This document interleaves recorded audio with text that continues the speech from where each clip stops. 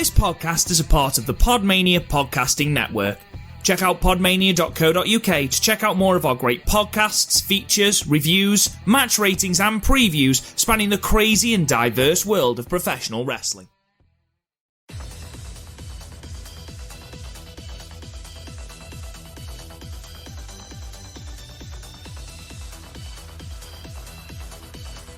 Hello guys, and welcome to another episode of the Stardom Cast, your weekly or sort of audio source for all things World Wonder Ring Stardom right here on the Podmania Podcasting Network. I'm your host, Rob Goodwin, and I'm joined as ever by Chris O'Brien. Merry Christmas, Christopher! Number 27th. We're nothing if not punctual. To be fair, I completed one. Everyone has this Christmas tradition. I'm not special, but get all the leftover meat, throw it on a sandwich. The most unhealthy sandwich you'll eat all year, but it's also the best sandwich you'll eat all year. Oh my god! Yeah, it's Ross's sandwich from Friends. Yeah, and for literally the last 2 years, because all my family's been in there, and we big fucking family. The O'Brien breed like rabbits. So it's a lovely thought. I never get to the meat. I never get to the meat on time. That's all I want, and it's sad every year. But this year, it's only me and my brother in the house because tier 4 is amazing. So I got to have a massive one, some stuffing thrown on there, bit of gravy, turkey, ham. Was gonna have lamb, but we kept that for Mum. We're good boys. I mean, you sound great. A little bit aroused. It's such a good sandwich. Like, I sometimes miss meal deal sandwiches, but that's mostly just missing real life. Just missing going outside. Yeah, I miss having a choice of having like more than one choice of where to get takeout. Because basically, unless you want to spend 30 quid on an Indian, it's Chinese or Turkish. You've got a Turkish takeaway, but only one supermarket. We have a Turkish... well, we also have a co-op, to be fair, but I wouldn't call that super. We have a Turkish takeaway. We have a sweet shop. We have 2 vape shops. But you know what we don't have? A branch of RBS. You know what's in what used to be a branch of RBS? A fucking sweet shop. And it's called the Sweetie Bank, which is cute, but I'd actually quite like a fucking bank around. I like that. I think that's great. I would, but if we had an actual bank, we don't. We just want money. We can't buy your sweets without money. Yeah. It's like literally, if I need to get cash out for something, like before the bus, it was awful. I have to go up to the high street because there's no cash points within a 10-minute walk of me. So aside from your excessively meaty sandwich, what else did you get up to over the Christmas break or the Christmas period? Excessive drinking. Standard. So yeah, on it for 4 days. I'm a bit rough today, actually. You sounded rough when you came onto the call. I didn't want to say anything. You sounded proper gravelly. You were like, "Hey up, are you all right?" I've got a new computer, which is great. Been playing Star Wars Squadrons because I managed to get that for a tenner. It's amazing. Nice. Like, I've always wanted to drive an X-Wing. I mean, I can't drive an actual car, but, I can do an X-Wing.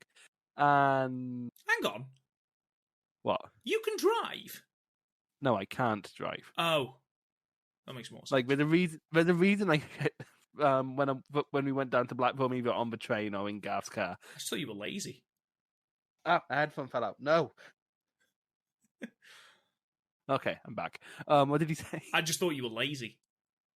I mean, there's that as well. I didn't say that. I didn't say there's that as well. Yeah, how was your Christmas? Yeah, not too bad. It's obviously very, very difficult. It was sort of waited on with bated breath twice in the lead up to Christmas.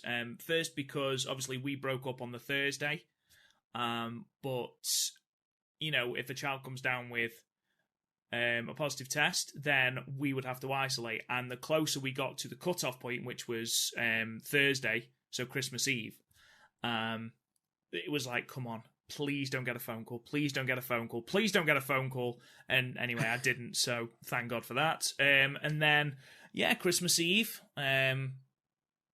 we ordered a takeaway, as is the tradition in the Goodwin household. And we ordered it at just before 7:20, and the fucker came at 10:25. Was I hungry for an Indian curry at 10:25? No, was I fuck? To be fair, we both had takeaways on the Saturday, didn't we? On Christmas Eve, didn't we? I had a pizza crunch. For those who are listening, right, you will never understand the absolute disgrace of an image that Chris sent to the group chat, where he tried to pass off this sandy-looking boulder as actual edible food.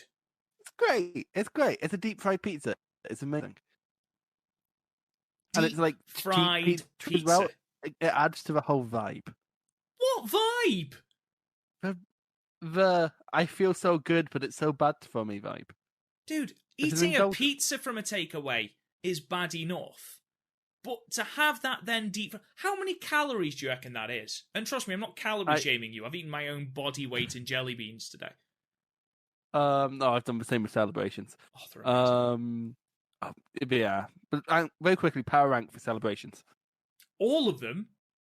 Okay. I mean, number 1 is Malteser. Yeah, obviously. Number 2 is Galaxy Caramel. Solid. Number 3, Galaxy. Yeah. Number 4 is probably the Twix. Yeah. Number 5 is your Mars bar. Okay. Number 6, Milky Way. And then number 7 is dog shit. Then number 8 is the actual plastic outer tub. And then it's Bounty. Okay, so for me, number 1, Maltesers, completely agree with you. Okay. Having in a biscuit. Agreed. And then for me, I prefer standard Galaxy to caramel, but really they're interchangeable. They're interchangeable, yeah. Agreed. And then for me, it's Snickers. I like the peanut. I'm a peanut butter fan. I forgot Snickers were in there, actually. And then Twix, lovely. And then Milky Bar. And then, controversial, Bounty, and then Mars. That surprises me, only because you're Scottish and you love to deep fry Mars bars. That's a Glasgow thing. Have you not had one then? I've never had a deep fried Mars bar now. Like I have limits. It looks like a deep fried dog turd. I mean, yeah, it probably does. I imagine it tastes like it too. I don't want to imagine what it tastes like. What a deep fried dog turd tastes like. Probably like a deep fried man. Tell you what though, over Christmas, my niece got 2 Nerf guns, which has made going to the bathroom more exciting. Because she just purchases herself on the stairs, waiting for someone to walk down with this fucking Nerf gun. I'm like, I swear to God, if you shoot me, I got my lightsaber out at some point just to try and get past her. Is it a proper light up one? No, it's one I had from a kid. You know those ones you used to get in like Woolworths for $5. Oh yeah. And it's all just like plastic. I want one of those proper light up ones because they look so fucking cool, but they're also so expensive. Are you a Jedi or a Sith? I do prefer the Jedi to the Sith, to be honest. I prefer those good guys. No, it's purely because you get more lightsaber variety. The Sith, you have to have red, and I like red, but also I'd like some different colours. Oh, right. Anyway, let's actually get on to some wrestling. Today, then, ladies and gentlemen, obviously this is our last podcast of 2020. Hopefully next year is a damn sight fucking better than this dumpster fire that we call 2020. Today, what we're going to cover is we're going to cover the Road to Osaka Dream show, night 2, the show from the 16th at Korakuen. Very briefly whiz through the show on the 19th. Then, obviously, the main point of why we're here, we're going to talk about Osaka Dream Cinderella from the 20th of December.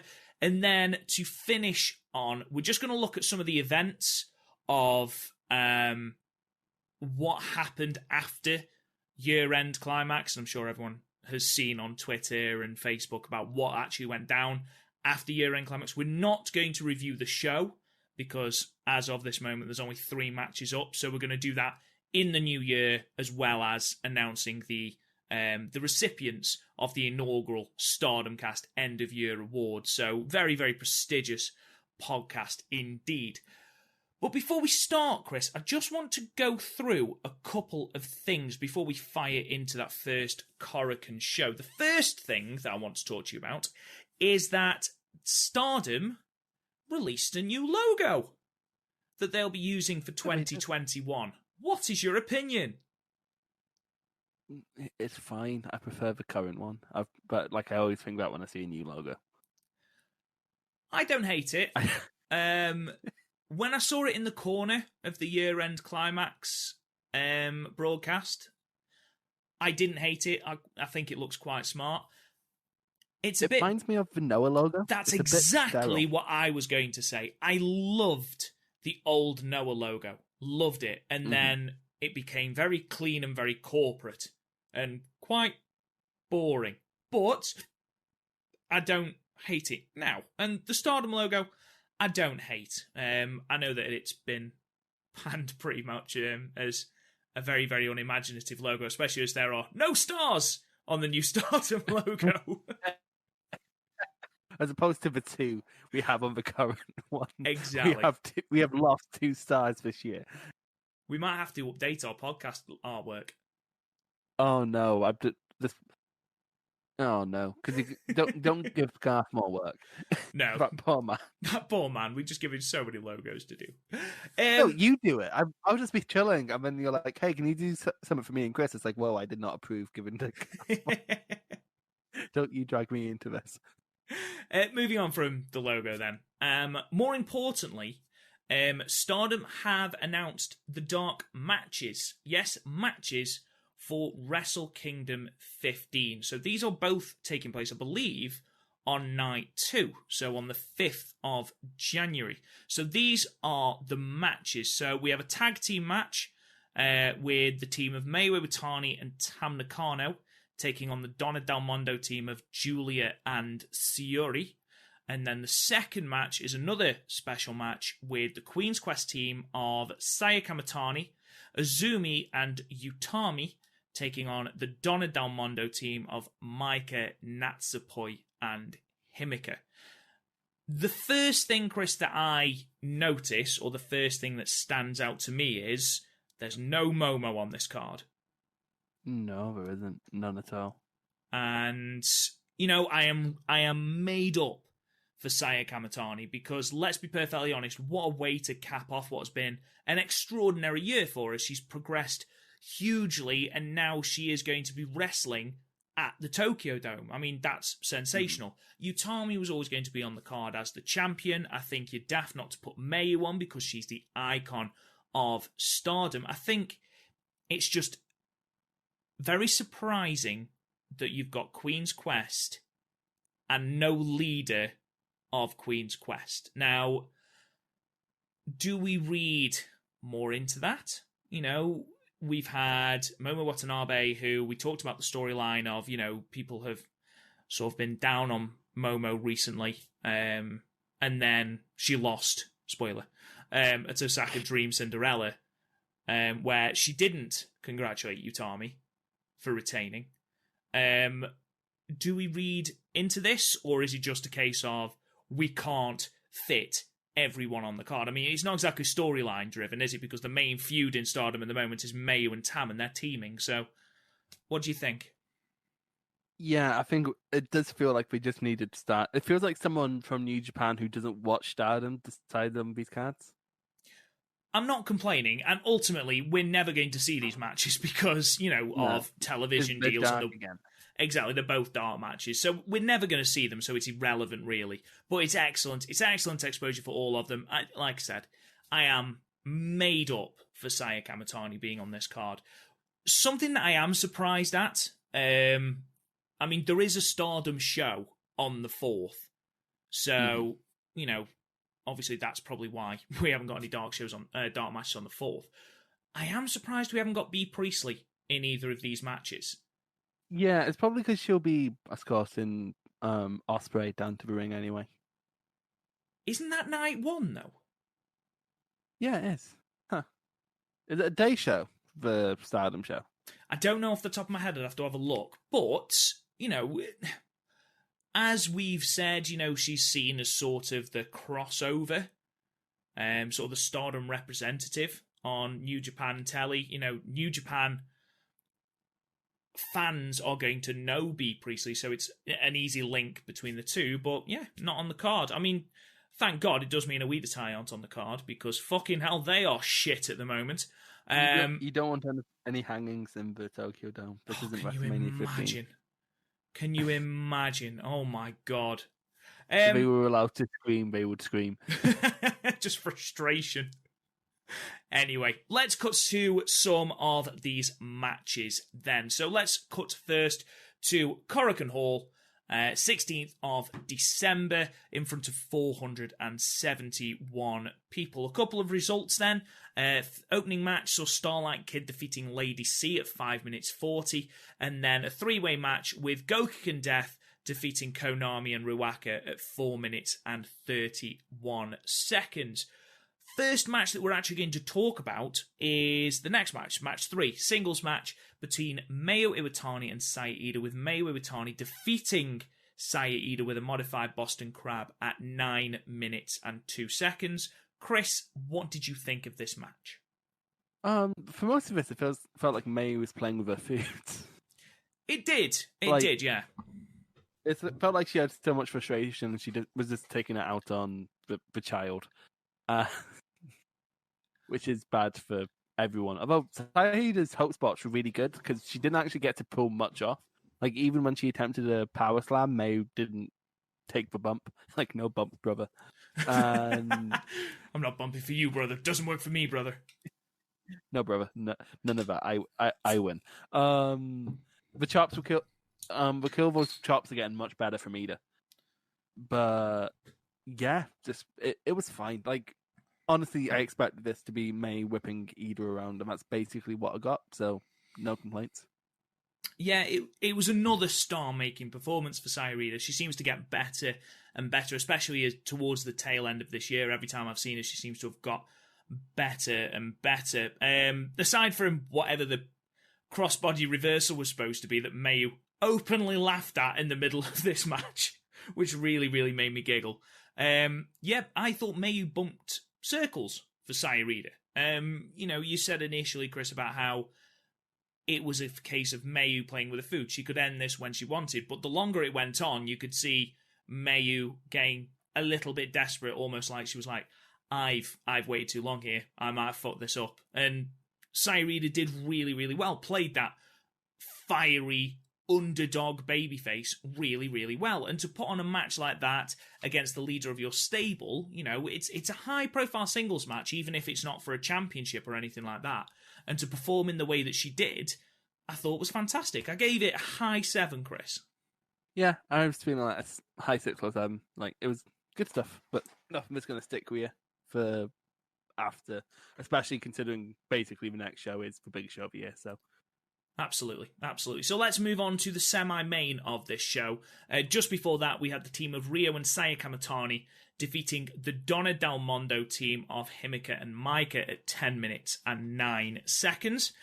We had the Artist of Stardom Championship match next, with the Cosmic Angels team of Mina Shirakawa, Tam Nakano, and Unagi Sayaka defeating the champions, the Oedo Tai team of Bea Priestley, Natsuko Tora, and Saki Kashima at 18 minutes and 32 seconds. Chris,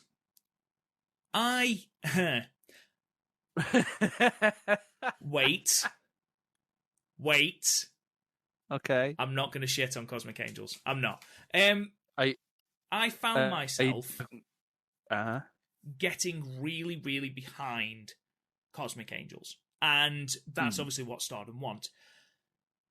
Oedo Tai, for everything we do, everything we say about how boring, how bland, and how completely ineffectual they are as heels, they did their job here. They got over Cosmic Angels as a babyface unit, and I thought that worked really well. I thought it was great to give Unagi the pinfall. You know, it's her first ever championship match, not just in Stardom, but her first ever championship match. And the moment where she got the pinfall over Saki, you could just see she was completely overcome with emotion. And, you know, that's not fake. That's real life. And we talked, it's a completely different thing, but we talked about how the best promo Julia ever cut was when she spoke from the heart, when she was honest, when she was herself, when she wasn't the character.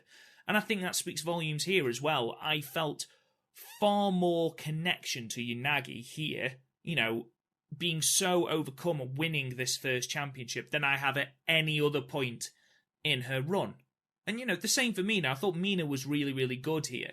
The fact that she did play that person that was booted from pillar to post by Natsuko Tora and B especially. So, do I like the Cosmic Angels faction? No, I don't. I think they're bizarre and ridiculous. But here... I don't understand it and I don't like it. But here, I was fully behind them. This wasn't a bad match. It was enjoyable. It's certainly...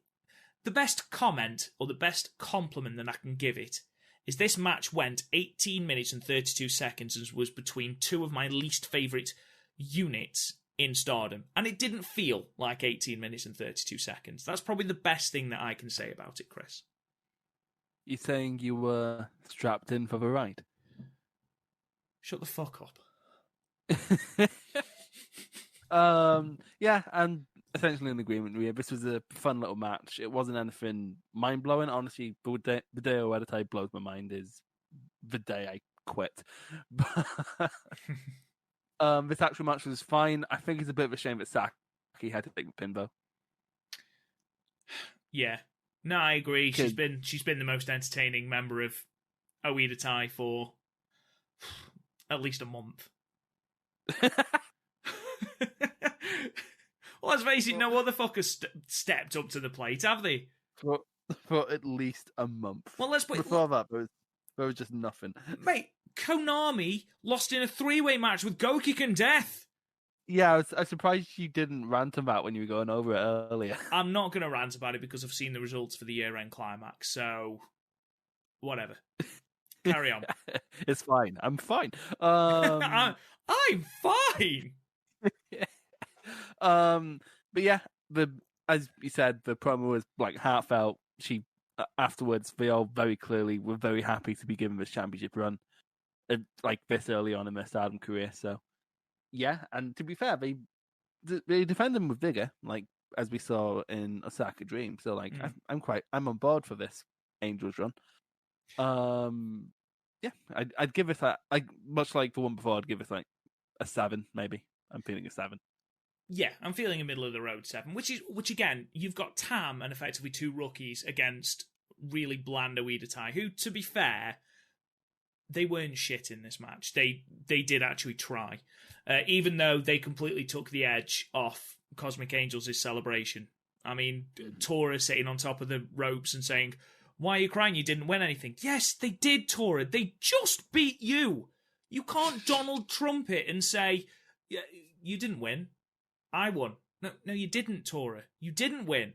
Yes, I did. And now B's going to talk. What is going on? We're known for our political commentary here on the Stardom Cast. just really, really bizarre. Anyway, I'm not going to rant about it because the next match was great. The next match was fucking amazing, yeah. Main event then was the prelude battle between Syuri and Moma Watanabe and Utami and Julia, with the team of Syuri and Momo defeating the champion team, Julia and Utami, at 23 minutes and 41 seconds with the buzzsaw kick. It's not often this year that we've seen Julia take a pinfall, but she did here. She lay down for Syuri. Yeah. To be fair, you need to make Syuri look strong going into... because we weren't going to get the win back at Osaka. Spoilers. Syuri's one down in the series with Julia, so this somewhat equals it up a bit. This match was great. This match had one very simple goal, and that was established for stories going into Osaka, and it did it really well. Like basically, because they're on the same faction, both teams have basically been having a little competition over who can get the most wins as teams. But now that they're against each other, they just got increasingly more aggressive. Some of the kicks thrown by, well, basically both Momo and Shiri were fucking brutal. They were, especially absolutely. from Shiri. Shiri's a great kicker. She is, and it started as perhaps a little game of one-upmanship. And then there was a moment, it was about halfway through the match, when Syuri attempts to come into the ring to, I think, break up a Utami pinfall. And Julia just steps to her and fucking slaps the shit out of her. Just one slap. And it echoes around Korakuen. It's like, Jesus, this has just ramped up a little bit. And from there, it really did. It was like one of those slaps Christian used to throw in TNA. Yes. Yeah, it was actually. Like for once he'd thrown like Samoa Joe and shit. He's a good slapper as Christian. It's fairly surprising. But yeah, this I hate when a match is like this on one level because like there's not a ton to say. It just fucks. It was a really good, hard hitting main event, and if you weren't already excited about the main events of Osaka Dream Cinderella, which you should have been looking at them, then this certainly did, because you've got Syuri as a genuine threat to Julia, and Momo was on top of Utami for a considerable amount of this match. Utami still got her moments. The fucking lariat that Utami can throw is insane. I mean, admittedly, she did lariat her own partner by accident, but it's like a proper meat hook, isn't it? It's great. But yeah, this was really, really good. It's a high 8, easily match of the night, and it's the one match of these preliminary shows before Osaka Dream that I do actively encourage you to go and check out. It's a really, really, really good tag match, Chris. Yeah, this is great. This would make it into my probably top 10 tag matches for Stardom this year, so definitely go out your way to check it out. It's not too long, only like 23 minutes. I have it in front of me. Absolutely amazing. Like, honestly, my stock with Shuri, I loved it before, but my stock after the last 2 matches here, she's went up immensely for me over the last couple of shows. She's one of my favourite wrestlers, not just in Stardom, but of the year. Do you know full stop. Do you know where she started her career? No, go on. Hustle. Really? Yeah, she started a career in Hustle. Oh God. She's done all right despite that. I'm gonna make you watch Hustle one day. Please don't. Please don't. What, you don't want to see Kawada dancing? Anyway, so abruptly move the fuck on. The night before Osaka Dream, then we had a show in Shizuoka on the 19th of December. I'm just going to read through the results of this show because basically Korakuen was more the go-home show than this one, and far more was put into place in that show than there was for this one. This was far more a house show than the Korakuen show was. So I'll just read through the results from this. It was in front of 188 people in the Shimizu Marine building. So Ruaka defeated Lady C in 5 minutes and 22 seconds. Match 2, a 3-way match. Konami defeated Mina Shirakawa and Saya Ida in 7 minutes and 39 seconds. Tag team match with Natsupoi and Syuri defeating the Cosmic Angels of Tam Nakano and Unagi. Riho and Stars, Mayu Iwatani and Starlight Kid, defeated the Uedatai team of B. Priestley, Nats Katora and Saki Kashima by DQ, because of course they fucking did. And then this show was main evented 6-woman tag, Donna Del Mondo, Juliet, Himika, and Maika, defeating Queen's Quest, Momo, Saya Kamatani, and Utami Hayashishita in 17 minutes and 27 seconds. And with that, let's move on to the main event of the evening, as Michael Buffer would say in WCW, to Osaka Dream Cinderella from the 20th of December from the Edion Arena, Osaka, in front of 1,027 people. couple of things then, Chris, before we get into the show and delve into some of these matches. First thing, the production, graphics, it all looked cleaner. It all felt bigger.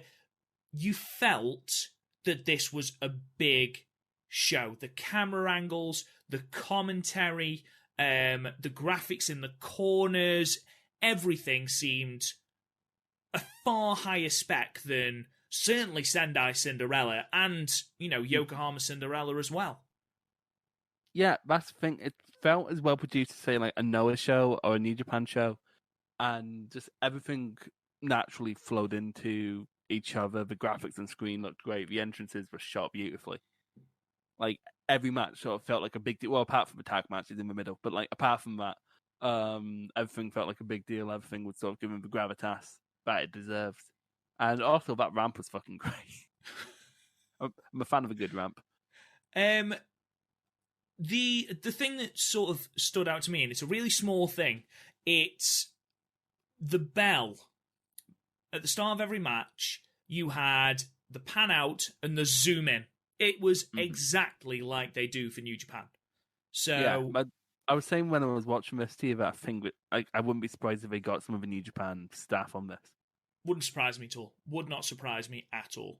Now, the attendance. 1,027 people. Now, this has been debated on Twitter as to whether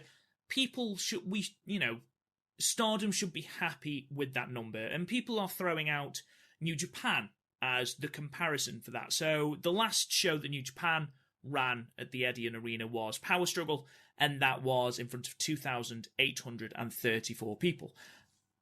There's no point for me comparing Stardom to New Japan. You have got a Joshi promotion that's, that 1,027 people is just short of a big Korakuen crowd, which is what Stardom runs. So to draw that many people in a pandemic is fantastic. New Japan, whether people like it or not, are the biggest wrestling promotion in Japan and are probably the third biggest wrestling promotion in the world. So they're obviously going to draw more people. Now, if you look at the Big Japan show that ran, they managed to draw 1,031 people to their 25th anniversary Osaka event. So there's 5 people between that.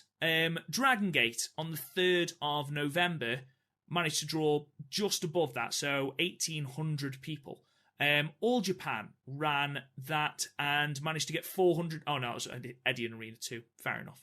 The N1 that was in front. Oh, it doesn't say. But yeah, it doesn't say. If you compare that to a Big Japan show as opposed to a New Japan show, that's a decent crowd. And I feel like that is something they should be comparing it to as opposed to trying to compare it to a New Japan show, because New Japan run Edion Arena all the time. And again, they are a far more popular wrestling promotion, not just in Japan, but worldwide. They are going to draw more people. So, yeah, I do think 1,027 people is all right. I don't think it's mind-blowing, but I think it's very good, and I think it's a good start. When you consider they drew 500 people to Sendai, and let's not forget as well that this is not only double that, I know it's a bigger venue, but it's not only double that, but at least this crowd was fucking awake.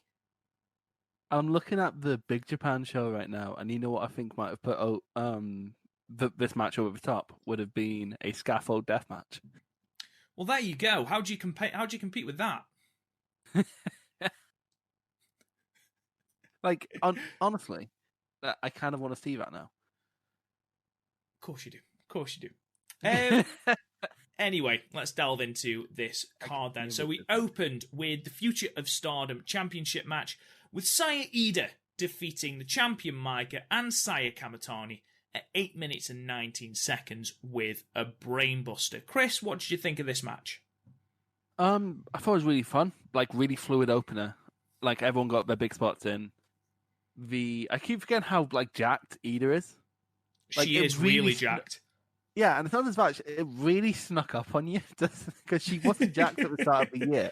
She's just been slowly getting more. You know what? Like when you haven't had a haircut or a while, or you haven't trimmed your beard in a while, and you just one day notice how long it is. Yeah. It's kind of like that. I'm glad that Ida now has a brainbuster, like an actual finish, because it's a decent enough brainbuster for the first time putting it out. Oh yeah, definitely. It's that impact finisher we were talking about. Yeah, like it's what she needed, and she has it. Everyone looked fine. I've like there were some weirdly big bumps taken in this one for such a not enough an opener, but it's for a future Stardom Championship. So you wouldn't expect people to take it as big a bump. What got me though was the rule change afterwards. Can you just announce I want this to happen with the championship, and then that's it? But it's rules now. Apparently that is how you change the rules of championships. Don't forget that's what Shuri did at the end of Sendai Cinderella with B. Priestley? To be completely fair with Shuri, I'm still defending that decision because she gave her reason of I'm basically defending it as both Japanese and Philippine nationality, so more Japanese people can go in.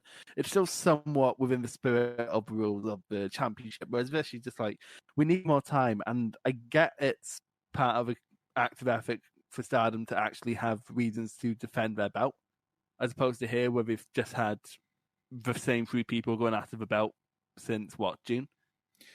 Yeah, and that would be an issue. With Saya Iida now coming up to over 2 years, Maika coming up to that, Saya Kamatani has still got a year, or just under a year, sorry. So what are you going to have, Saya Kamatani versus Rina for the next 2 years? No, you've got to do this. It makes far more sense. And not only that, but this way you can have Unagi go for the belt, you can have Mina Shirakawa go for the belt. Even someone like a Himika, I think it's far below Himika, and I don't think she should do that, but, it's an option. There are options there, whereas you hamstring yourself unnecessarily by keeping it at 2 years. Mm-hmm. Especially if you're looking to do more of these big shows where the future of Stardom Championship is going to be defended more, because you're absolutely right.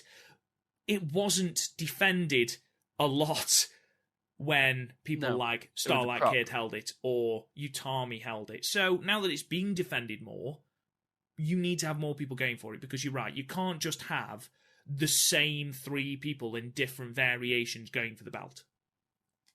Yeah, I will say this is much better than the three-way that crowned the champion, because that was an absolute clusterfuck. I think the rule set really hamstrung them. Yeah, because it was just a weird rule set, wasn't it? Whereas here it's just a normal triple threat match. Unnecessarily complex, yeah. Unnecessary. It's like the tag league. It's like, just because you're different doesn't mean you're yeah, exactly. It was a fine opener. 6 out of 10. Yeah, I gave it 6 as well. It was full of fire, and there was a real passion around it, which instantly elevates the belt. If people want to fight for it, then it's going to elevate the belt. If people don't give a shit, no one is going to give a shit. So it was good to see all three women really give it their all. Saya Iida pulling out completely different things now, which is brilliant. There's something went wrong with the sunset flip powerbomb, where she sort of went to pin Maika, and then Maika just sort of didn't move. It was all very weird. And then on the Brainbuster, she was so... I don't know if you noticed this, but Saya was so passionate about the pinfall, she actually picked up Saya Kamatani, so her shoulders weren't on the mat. But who the fuck cares? Because it was such a feel-good moment for her. And then the really impassioned, if not a little bit too intense a promo... afterwards, this is like Shuri and the Cinderella levels of passionate to the point of annoyance.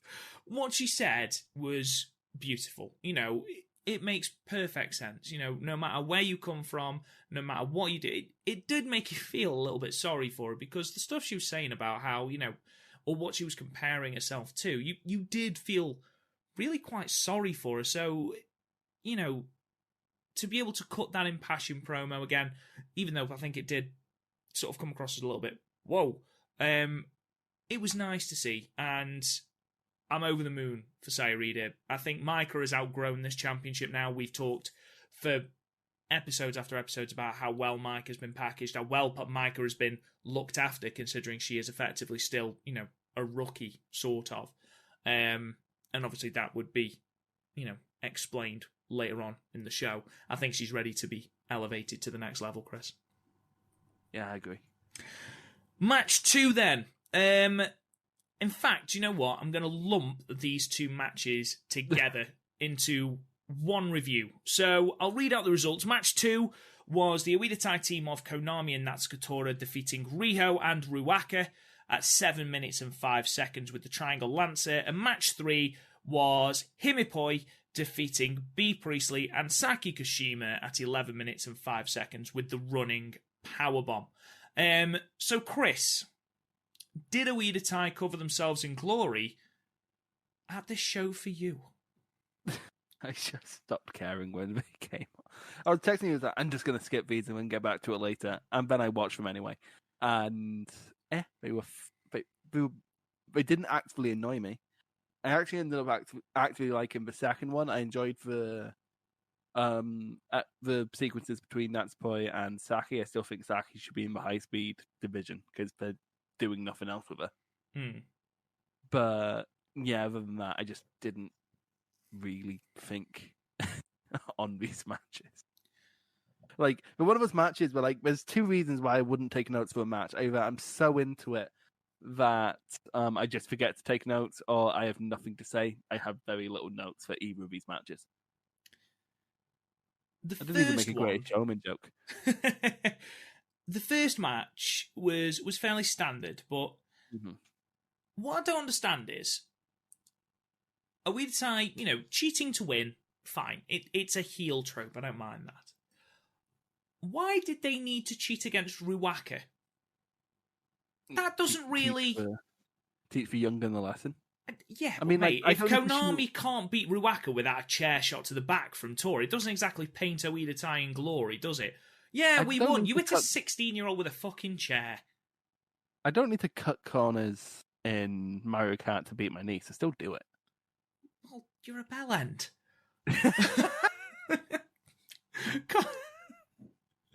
Horrible person. I don't know, it was just... It didn't need to happen. I would understand the interference more in the second match. Because you've got Himika, who has had a tremendous year. You've got Natsupoi, who's a very, very, very competent wrestler.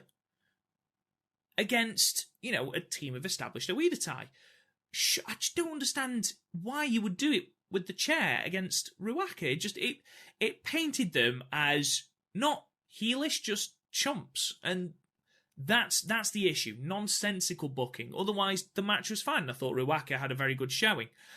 The second match, I agree with you. I thought the second match was by far the superior match of the two. I think Natsupoi and Saki had some great moments. I think Natsupoi's sliding dropkick to B. Priestley was tremendous. It felt like I could hear B. Priestley's face shatter. And again, it painted Himika as a dominant person, even though B. Priestley and Saki Kashima had some genuine sort of plan going forward, which is something that Oedo seem to lack completely whenever they go into matches, because they targeted the knees of Himika. Perfect. Fell the giant. That's exactly what you should do when you're faced with someone like that. Ultimately, Himika won, but that's why I don't mind this match. I don't mind this match at all. So I gave the Konami and Natsukatora match 5. I gave this one 6. I gave the same, except I gave the first one 4. Okay.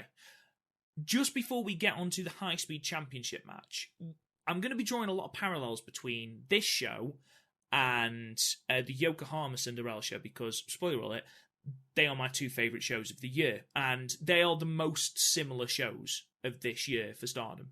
When you look at the undercard for this show, and I know we talked about how, people like Konami and Himika are in throwaway tag matches on the undercard, I still think the undercard of this show is better than the undercard at Yokohama Cinderella, because even though you opened with that tremendous Azumi versus Starlight Kid match, you then had the Mina Shirakawa squash match. You had the Natsu Sumia and Yuna Manas match, which was an absolute fucking dumpster fire.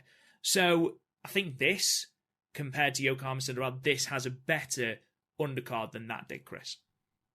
Yeah, I definitely agree. Like, basically, the only two matches you'd have to sort of grit your teeth with are the Aradasai matches. Beyond that, it's all really good stuff.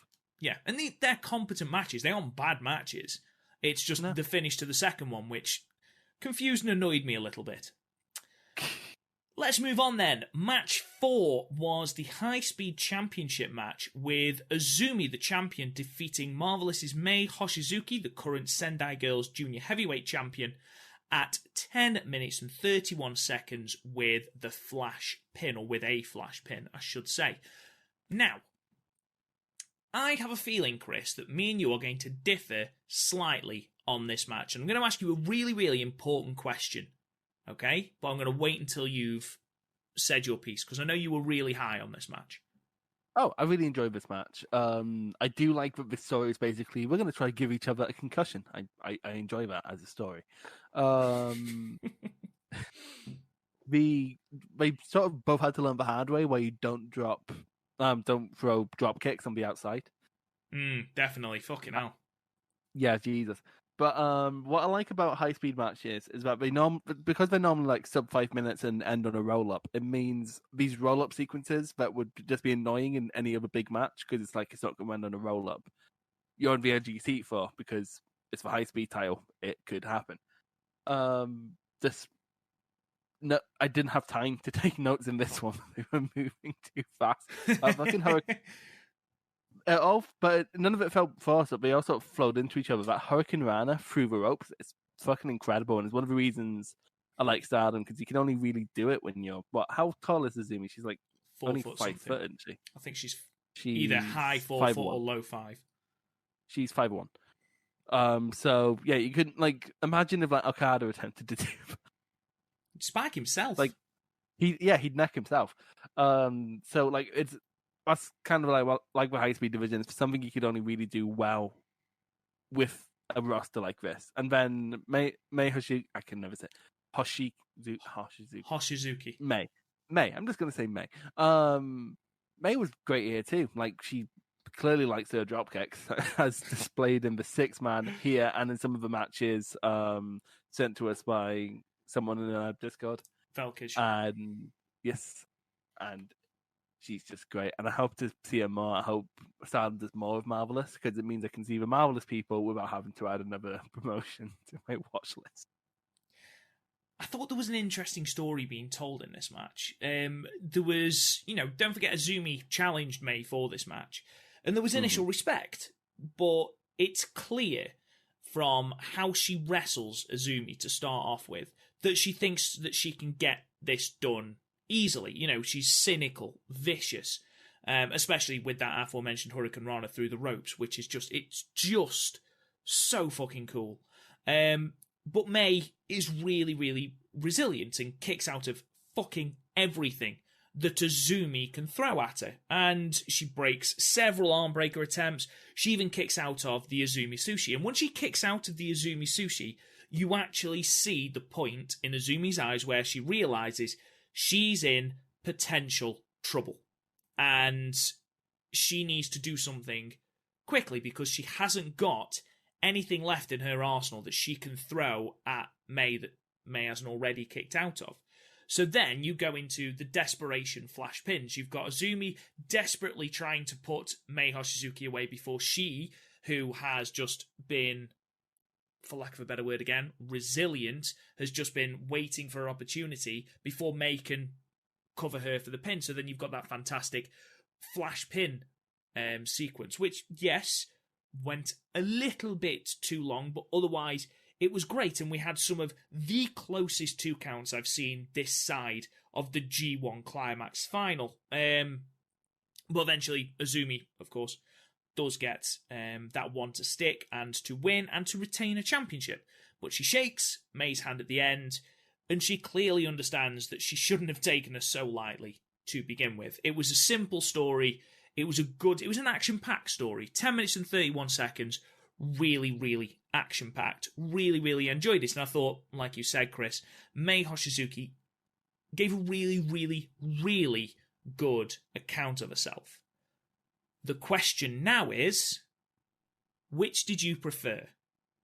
Azumi versus Mei Hoshizuki from this show, or Azumi versus Starlight Kid from Yokohama Cinderella? I like them both for different reasons, but like I think on an objective level, the Starlight Kid match is better. You can't really match that chemistry because they've been paired off with each other for basically their whole career. It's like the Ryuli and Hiromu thing where they never have a bad exchange with each other because they just know each other inside out. Agreed. I think this was a really, really good match, a high 8 out of 10, but I think the Starlight Kid match was better. I agree. That's not a dispersion on this match. Lord, no. Like I can again, it's chemistry you can't really match with someone. Like they're just each other's eternal foils at this point.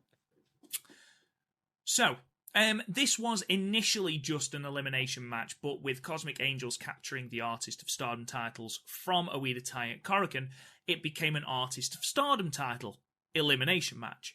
So we actually had the Cosmic Angels team of Mina Shirakawa, Tam Nakano, and Unagi defeat the Stars team of Gokiken Death, Mayu Iwatani, and Starlight Kid at 14 minutes, with Mina Shirakawa being the sole survivor. Now, Chris, the booking of this match was almost there. It was so close to being there, but it suffered from a few nonsensical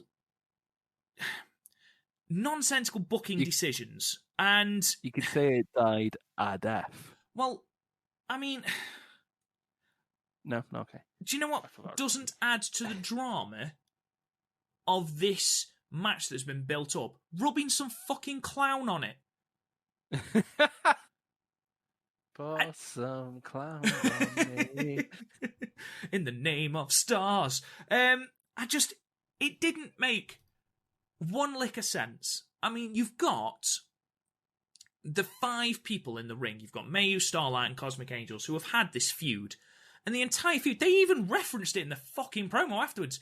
The entire thing was them and Sairida. So, but Sai was busy that night, so I completely understand that. Make it a tag match. Make it a tag match, and then have the next installment later on, like they did with the Captain's Fall match between Oedo Tai and Tokyo Samus. I know that this is your big show. I'm perfectly aware of that.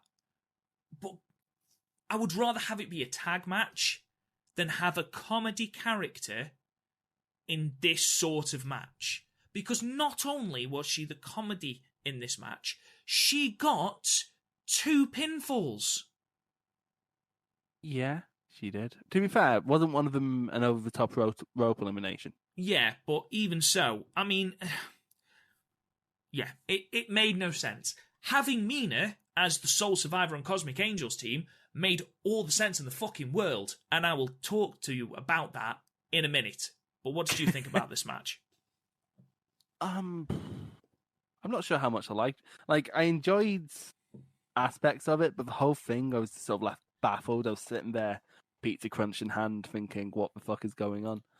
And yeah, I just don't know. Like, the moments are great. Anything between Tam and Mayu is great because they just know what they're doing with each other. Shirakawa is getting better and better each time I watch her. Unagi was there. And then you have Death, who, like, I don't know, if there was like a really, like, say this was Star Wars and there was this really intense lightsaber battle, say like Rey and Kylo Ren from episode 7, and then Mr. Tumble was just sitting in the fucking corner. It would sort of take you out of it, wouldn't it? It would be like if you watch The Phantom Menace and, you know, I'd rather not. Why the fuck would you? But the only decent bit of that film is to have Darth Maul, Qui-Gon Jinn, and Obi-Wan Kenobi have that kick-ass lightsaber fight. Agreed, Chris? That's the only decent bit of that film. Now imagine having Obi-Wan Kenobi substituted out for Jar Jar fucking Binks. Jar Jar. Well, if you sub Qui-Gon out for Jar Jar, and then Jar Jar dies. I mean, does that have the same fucking effect? No, of course it doesn't. But then to have Gokiken Death as the last person eliminated makes no sense. Anyway, I'm not gonna rant about this. It made sense for Unagi to be the first one to get the pinfall and then to be eliminated because, she's the new blood. She's the person that's been brought in. She's the one who all the focus has been on. She was ZZ or ZZ or whatever you wanted to call her. She was the person that, again, bought in, and she was effectively the straw that broke the camel's back. So it makes sense that they team up on her. I'm 99% sure that the Tam Nakano elimination was a botch.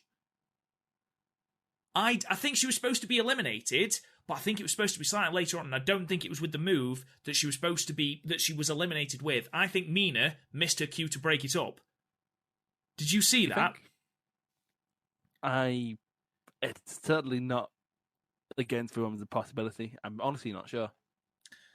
Now that you said it, I'm going 50 back and forth on it in my mind. However, Mina Shirakawa was the person that was bought into Stars by Tam. The start of all this was because of Mina.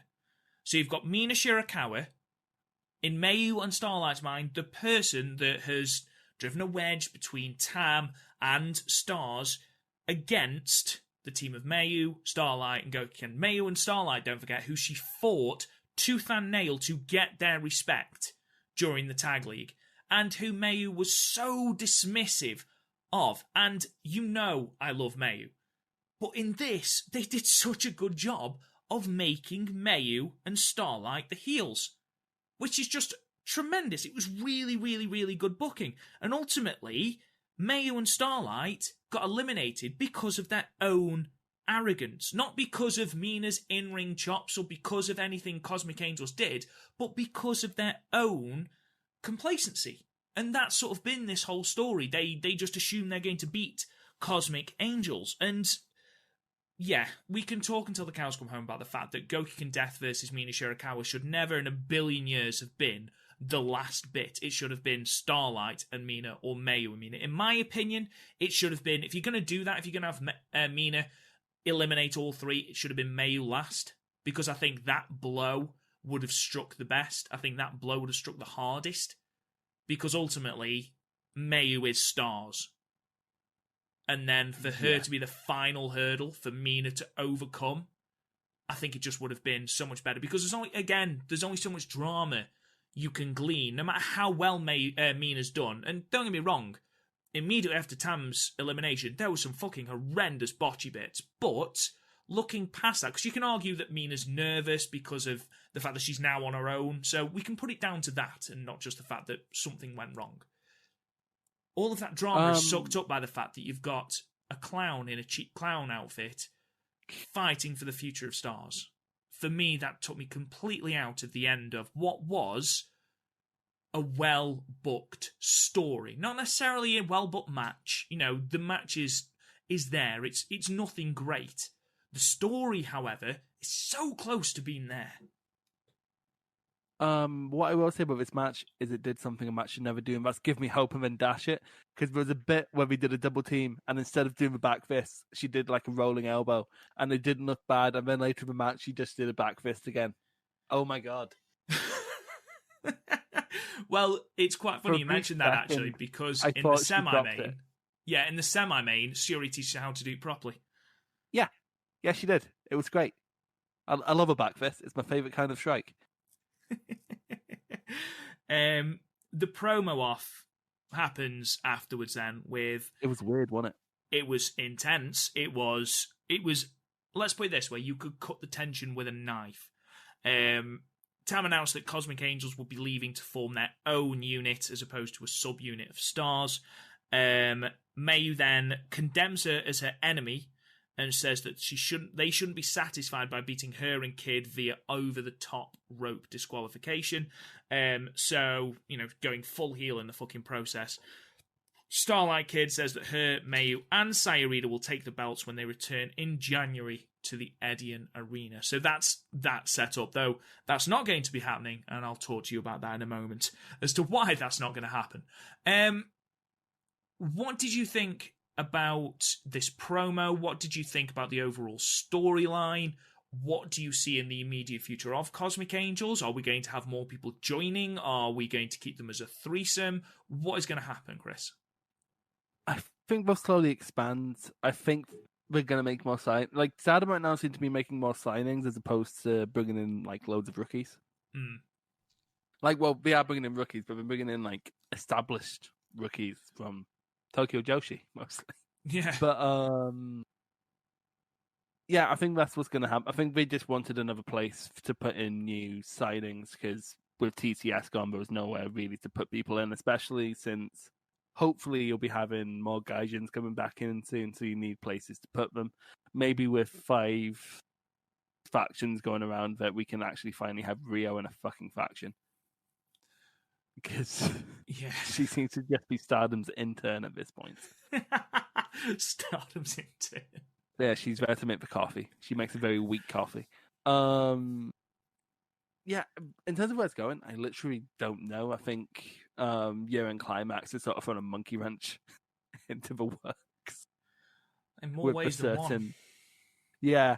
To be fair, I only know one thing from End Year Climax. The rest of it's going to be a complete surprise for me at the end of this podcast. So stay tuned for that, I guess.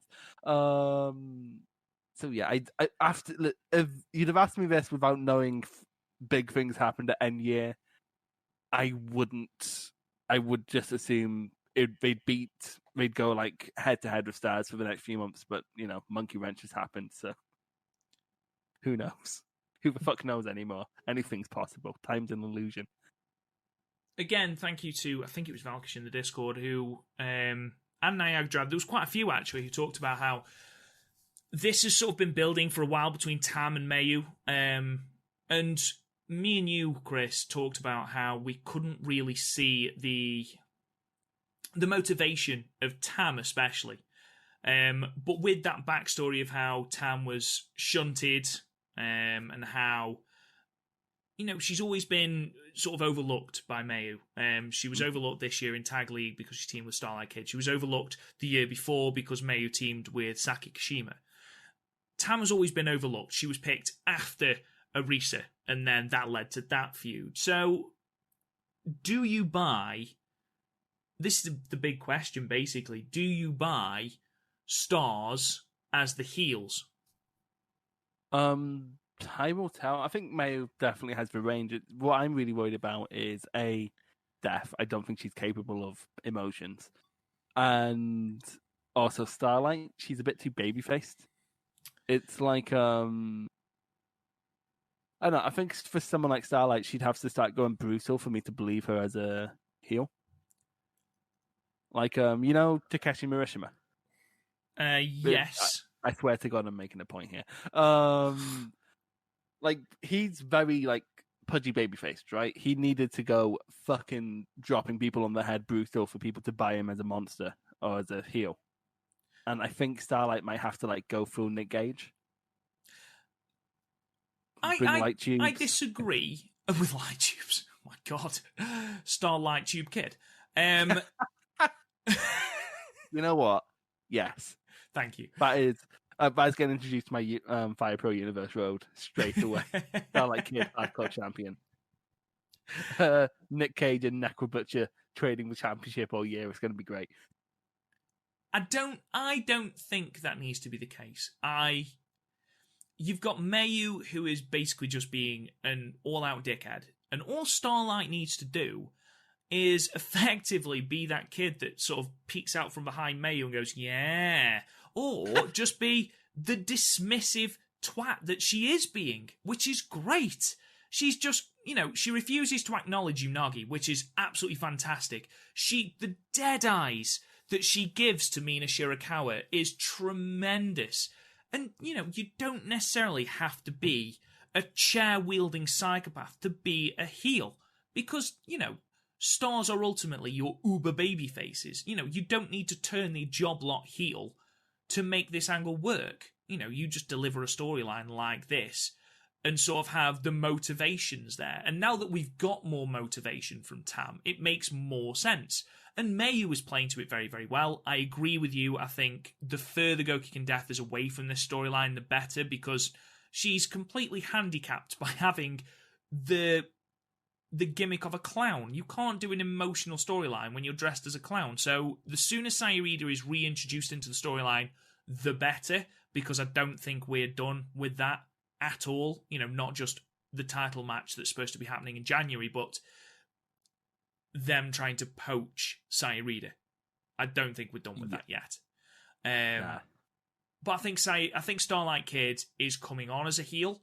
You know, again, she doesn't have to be a heel for the entire time, just a heel in this storyline. And I think she's doing a good enough job of it. Yeah, I just introduced the light tubes and we're perfect. What did you give it stars-wise? You know, right, I didn't rate it because I don't know. Like, I can't decide if I like it or not. I compared it, and again, Yokohama Cinderella.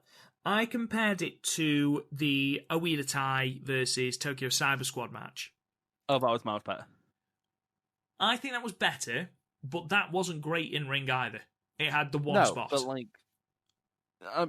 like for the most part, it didn't have to be. That wasn't the point of the match, and also like the booking of that match. Like, my problem here isn't the in-ring action. My problem here is the booking of it. Yeah, don't get me wrong. The storyline in the Tokyo Cyber Squad match was better than this because they made some, in this match, as we've said 4 or 5 times, they made some really, really standout booking faux pas. So, faux pas? Faux pas. Fox pass. Faux pas. Let's call it faux pas. You know, in the whole Gokikin Death thing and things like that. So, I'm still giving it 6 because I think there is enough of a storyline there to keep me captivated. There was just a couple of things that had have changed, like eliminating Gokikin Firth and leaving Mayu to be that final obstacle Mina has to overcome. Because not only is that a better story point, it's metaphorical for everything she had to overcome in the tag league. Just makes more sense. Let's move on then to the semi-main event, which was the double championship match, the SWA Undisputed World's Women's title, and the Wonder of Stardom title match, which ended in a 30-minute time limit draw between Julia and Sayuri. Chris, what did you think of this match? Oh, it's fucked. This is absolutely great. Just Shuri, she's great, throwing kicks like no one's business, and then Julia, who I'll go into it in a second, because the beginning, like the technical start, I was surprised by how good that was. Like, I know Shuri is like an actual MMA fighter and all that, but like Julia, I never really see her as a grappler. Like, I know she shoots for submissions, but I don't see her as like a chain wrestler. But like here, she was very natural in it. Like, there was a trip up at one point. I was like, oh, that was a lovely piece of, that's some Kurt Angle shit right there. I'm into it. And then the kicks started, and it was great. And Julia Driver on the ramp, that was also great. We tried to kill each other. I'm into that. I'd have liked you, and this would be a perfect match. I really enjoyed it. I really, really, really enjoyed it for the same reason as you. Both women poured absolutely everything into this match. The stakes and the thought of losing to the stablemates was just too strong in the end for them to carry on with it being a whole, let's just put on a great main event. Did you notice when they were like struggling to go back to the ring after the Glorious Driver on the ramp? On the ramp, that Julia threw Micah at Shuri. I did. It was great. Micah came over to check if Julia was all right, and Julia threw her into Shuri. It was great. Like, oh, thanks, fucker. Jesus Christ. It was amazing. Oh, like something out of Fall Guys. I loved as well that you'd got 30 minutes is a long time to wrestle, and I do think that I know that obviously it needed to go to the 30 minutes. I think 30 minutes was slightly too long for this match, but I really enjoyed the fact that in that first 25 minutes, Julia and Syuri threw everything that we would expect them to throw at each other. Each other. You know, we had the Julia drivers, we had the Sazanka, we had the things that we'd usually see in a match between these two. And then as the match wore on, as we got to that 5-minute left call, we'd got both women exhausted, desperate to A, not lose, and B, just to get themselves some space between them and the other person in the ring. So you got that horrendous looking sit out package pile driver, because even though that was horrendous and looked awful, how Syuri didn't end up injured after that is beyond me. But the fact that Julia had to try something completely different, was exhausted, and ultimately didn't do it right, it played into the whole, I've got to try something different because, you know, we're stablemates. We know everything about each other. We've got to pull something different out to win this match. And ultimately, both women are too similar, know each other's moves too well, and have the same fire and determination that they couldn't get the winning for. It was great. Mm-hmm. Yeah, absolutely incredible stuff. And I'm coming around on Julia more and more. She seems fairly divisive in our Discord. Like, some people seem to be on like our side where we've come around to her, and some are still kind of not there yet. Like, I do agree she's not like perfect yet, but I feel like she's getting good enough to justify the title reign. Yeah, 100%. She's only really had one miss, and that was the Konami match. Although, I know some people really don't like the Tam match, the first one from like August. I've come around to Julia massively, and I actually enjoyed the Konami match at Sendai Cinderella, and I'll stand by that. I really enjoyed it, and this match was great. You know, yeah, there was a couple of botchy moments. Who cares? You know, it's gonna happen. If it doesn't affect the overall story of the match, then I don't care. It's like the previous match, the Cosmic Angels match. There was loads of botches, but ultimately it didn't take away from the overall narrative, so it doesn't bother me. If I don't have to hear another Julia headbutt ever again, that'd be great. Oh Christ! If you think that, never watch never watch an eruption match at DDC. You can hear those headbutts. It just doesn't need to happen. Just does not need to happen. I think, like, I used to hate it in a post-Shibata world, but I was like, they're probably doing it safely, and then like post-Shibata, I'm like, no, please stop. Just never do that again. That's the thing. You've got Ishii, for example, who is a hard fucker, and he'll just headbutt someone, you know, the collarbone. Just headbutt that, because it adds nothing. It makes everyone who remembers what happened to Shibata, it just makes our arseholes collectively clench and go, please don't do that again. And it was a good way to end the match, in the fact that Julia had to pull out something like that, and then both women collapsed, and then the bell went, which was great. You know, neither woman could get the upper hand on either, to the point where neither was standing at the end of the time limit, which I thought was a nice touch. But we don't need to drag that spot out. It's a spot I don't like in any wrestling, and you know we've seen why it shouldn't happen. You know, many, many, many, many times.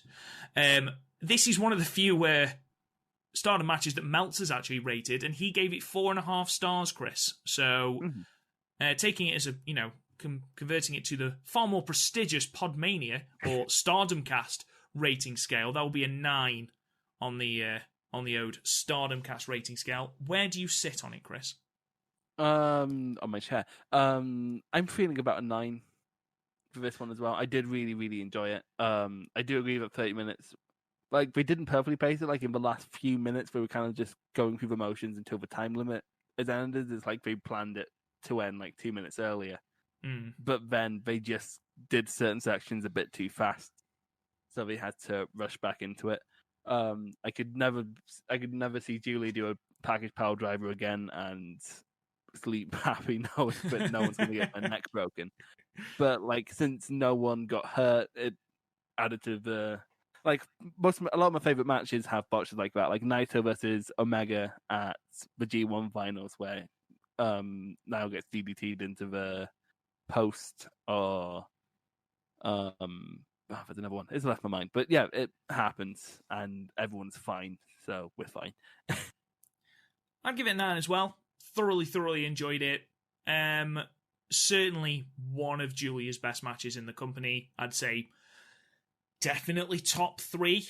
I'd say, in fact, probably second behind a match with Tam at Yokohama Cinderella. I really enjoyed that, but only because of the rivalry between the two. I think in ring this match was better.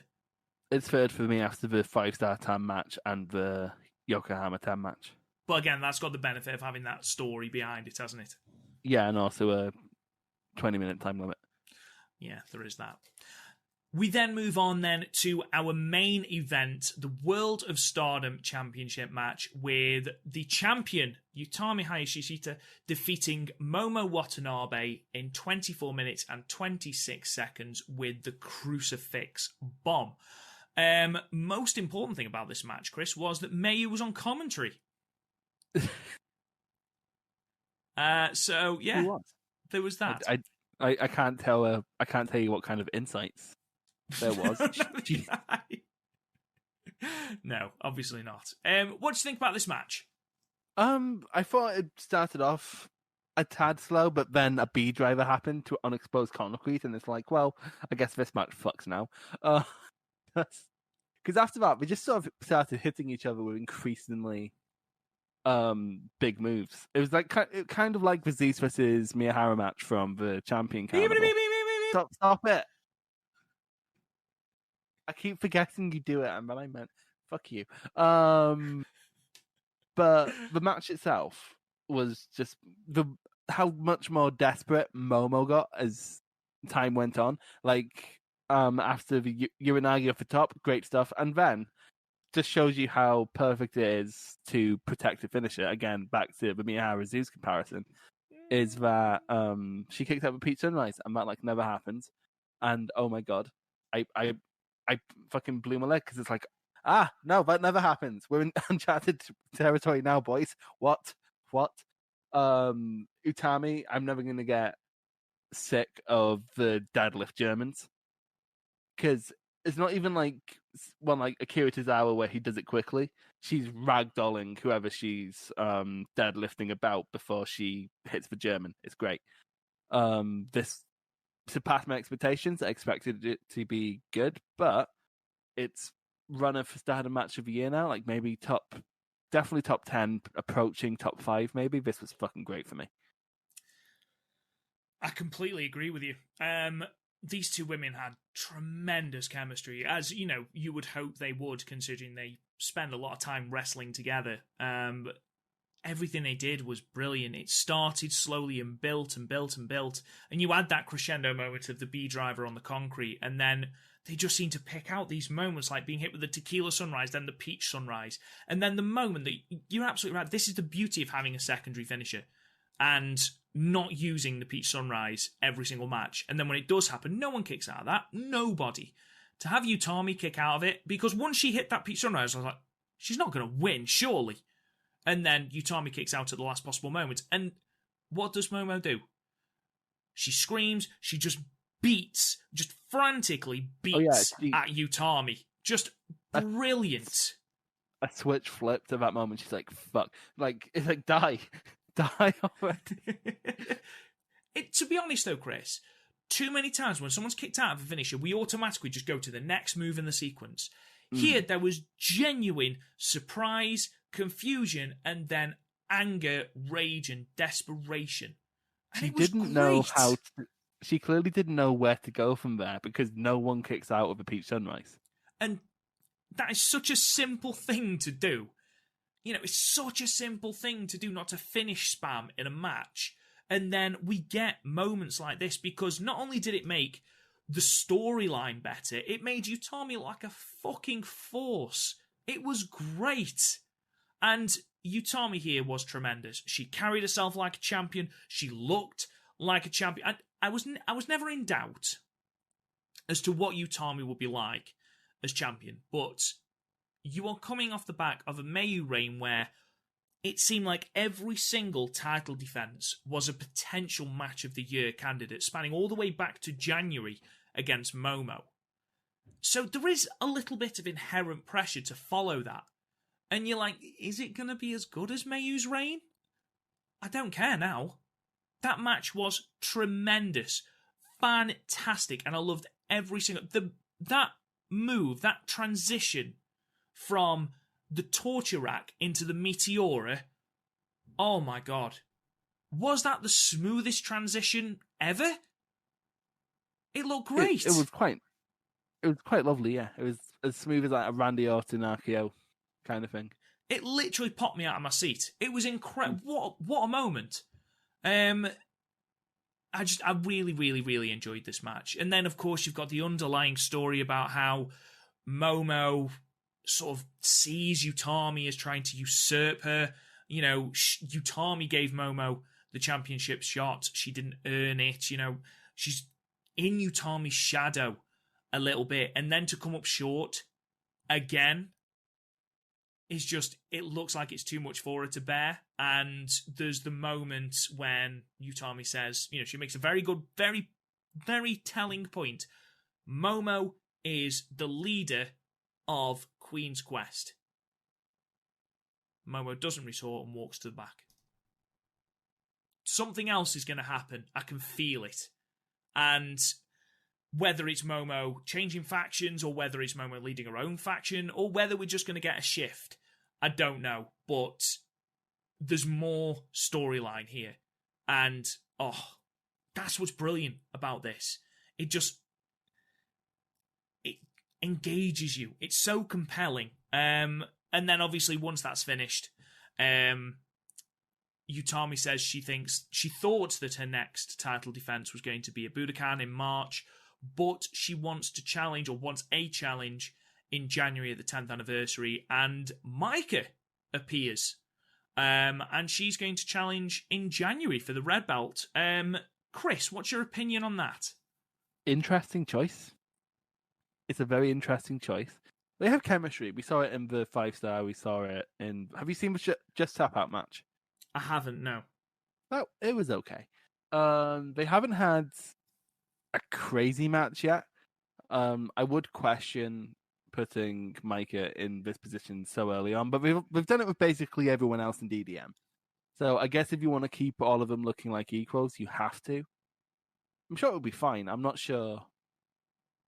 It's going to be a weird one. Like, I can't predict the quality. I think it's going to be baseline fine, but they might try and pull out something special. Because Maika hasn't had that big special performance yet, but something inherently there about her, but she hasn't put it into something we can see yet. So this might be her opportunity. Suddenly, all the shock wins in the 5-star make sense. That makes sense, yeah. I was initially shocked when I first saw it, and I can't remember who I was talking to in the Discord about it.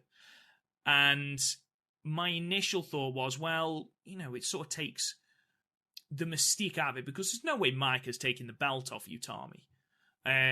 So does that take us out of it a little bit? And someone pointed out, well, it's not necessarily...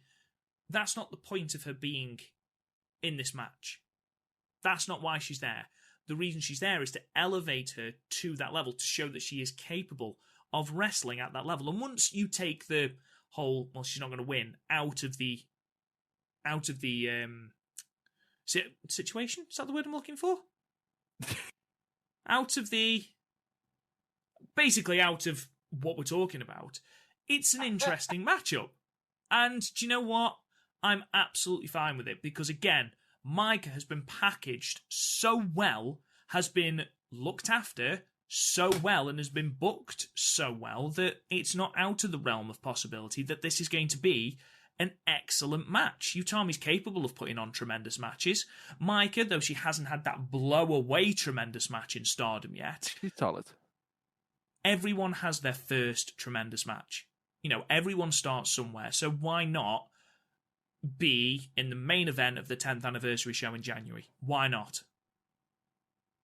No, again, and it's a rivalry that's been brewing under the surface in Stardom basically since Maika came in. So, and since before the Just Tap Out match.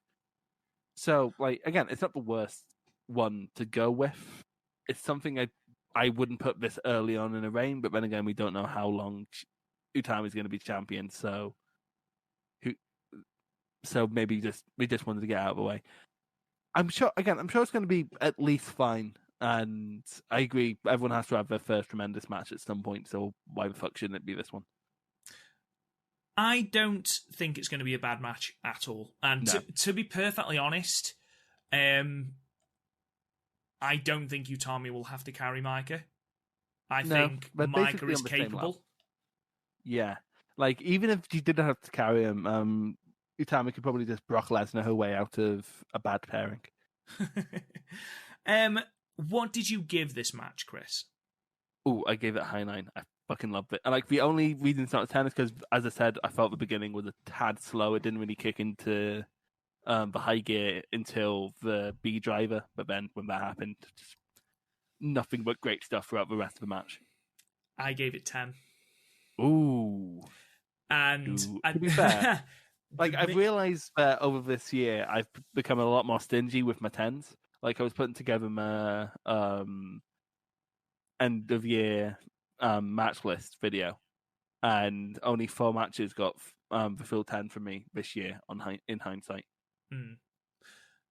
I'll be honest, the slowness of the start didn't bother me. I didn't see it as slow. I saw it as, a feeling out process. Again, these women are extremely familiar with each other. If they go gung-ho, then they're going to lose. So it's a case of feeling each other out. And then there's that snap moment where it kicks into another gear. I think if you've got 23 minutes, or I think it was 23 minutes, of just outright balls to the wall mentalness, the crowd are going to get burnt out.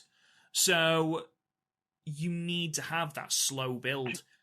True, but they didn't really plant seeds that would come to fruition, which you should do in a feeling out period. And in storyline wise, we don't need to feel each other out because we already know each other inside out. So it's weird. They did try something else, though. I mean, you got Utami trying to target the leg, and then Momo eviscerating the neck of Utami. So you had got things being different as well. I mean, Momo, from that B driver on the concrete, weakened the neck pretty much like a shark around blood in water. I mean, she was relentless. And even though Utami's legwork was ultimately futile, it was about Utami surviving the barrage that Momo was laying on her. And I think it worked. To each their own. I think we're arguing about what? Half a star? Ultimately, we can both agree that this was a tremendous match. Oh yeah, absolutely. This is definitely top 10 of Stardom year, approaching top 5. This is another one that Meltzer rated. He gave it 4.25. I think that's low. I think it's at least on par with the Julius Fury match, but there we are. I'm not going to argue over a quarter of a star. That's pointless. So, Chris, my big question to you before we move on to the events of after Year End Climax. Don't forget, we're not reviewing Year End Climax till the new year. Which show was better? And ultimately, I think this boils down to what is your favourite Stardom show of the year? My favourite's still 9th anniversary. Really? Really? It's because it's so dense. Like, these are fairly long shows, whereas the 9th anniversary is so dense. And also, 2 of my top 5 Stardom matches of the year were on that show. So interesting. Okay. I think also the fact there was an actual crowd on it helps. Well, yeah. But in terms of this or Yokohama, I'm gonna go with this. Mostly because of Utami, because it boils down to mostly the undercard's better, and I prefer Utami Momo to Shiri May. So I agree with you. I think this as a show is better as a whole. And that's not to say Yokohama Cinderella isn't a great show. It's 1A and 1B. But I thoroughly enjoyed this show. And yes, it was 3 hours, but it was 3 hours that flew by. And these two the main and the semi-main, were tremendous matches. So, yeah, a really, really, really good showing in Stardom's final big show of the year. So, Chris, let's talk about the the events of post Year End Climax. I'm sure everyone that is listening to the podcast has seen what happened. It was posted all over Twitter and it's posted all over Facebook. If not, can I just suggest that you fast forward maybe 5 or 10 minutes where we talk about our end of year awards. But post main event, the Stardom roster, apart from Utami, sat down and watched a video review of the year, and this was then interrupted by a returning Yoshiko and Nene Takahashi returning to the company. Now, Yoshiko made a beeline for Mayu and basically challenged her to a singles match. Saida attempted to step in, but was sort of big-timed by Yoshiko, which made me laugh. Starlight Kid attempted to step in and offer her and Saida as a tag match for Yoshiko and Nene Takahashi. And Moma Watanabe turned to Mayu and said, "This is not just a Stars problem, this is a Stardom problem." Turned to Yoshiko and said that if she thought that she was the same Momo from 4 years ago, then she will end up extremely hurt, which I thought was a badass thing to say. Julia stood up and said, "Look, everyone, it's the person who didn't win the Woman of the Year 2020, Yoshiko," which was tremendous. It's great that she is treating this like Owen Hart treated the Slammies. Really, really, really tremendous. She should start coming out with a copy of Tokyo Sport. Yes! Oh, yes, absolutely. Absolutely. Like Yano with the DVDs. Yeah. And then Mayu sort of agrees, I think, kind of, and then Yoshiko and Takahashi leave. Chris. Yeah. Obviously, Yoshiko is a wrestler with a little bit of baggage, and for those who don't know, Yoshiko is part of one of the most infamous in-ring shoots, I think it's fair to say, with Achi Asakawa, where Yoshiko pretty much beats the ever-loving shit into it. However, and this was a tweet that I saw, and for me, this makes perfect sense. If the Stardom roster are okay with Yoshiko coming back, and let's face it, if they weren't, Yoshiko wouldn't be coming back. Mm-hmm. If the Stardom roster are okay with Yoshiko coming back, because ultimately they are the people going into the ring with her, then we as fans, irrelevant of how we feel about Yoshiko, we should be fine about that as well. You can be upset about it, you can be angry about it, you can be angry because of that incident. That's fine. But ultimately, the Stardom roster are okay with Yoshiko stepping back into a Stardom ring. So we need to accept that. It is going to be weird, I'm not going to lie, but this immediately feels huge. Like, they came out and, this is Nene Takahashi, this is the original ace of Stardom, the Joshi legend, the first ever World of Stardom champion. This is Yoshiko, who's a huge deal. This is a massive, massive thing for Stardom, and obviously you are feeling that we are going to be heading towards the Budokan show and the 10th anniversary tour, so they are going to be wanting to stack the deck to get those seats in for Budokan. But a Yoshiko versus Mayu singles match would be tremendous. I have two feelings on this. One about Yoshiko, because remember she was brought up earlier this month. We were talking in the Discord, and then someone brought up, because I think it was Pro Wrestling Wave. That's where she works. It was Wave or Seedlink, and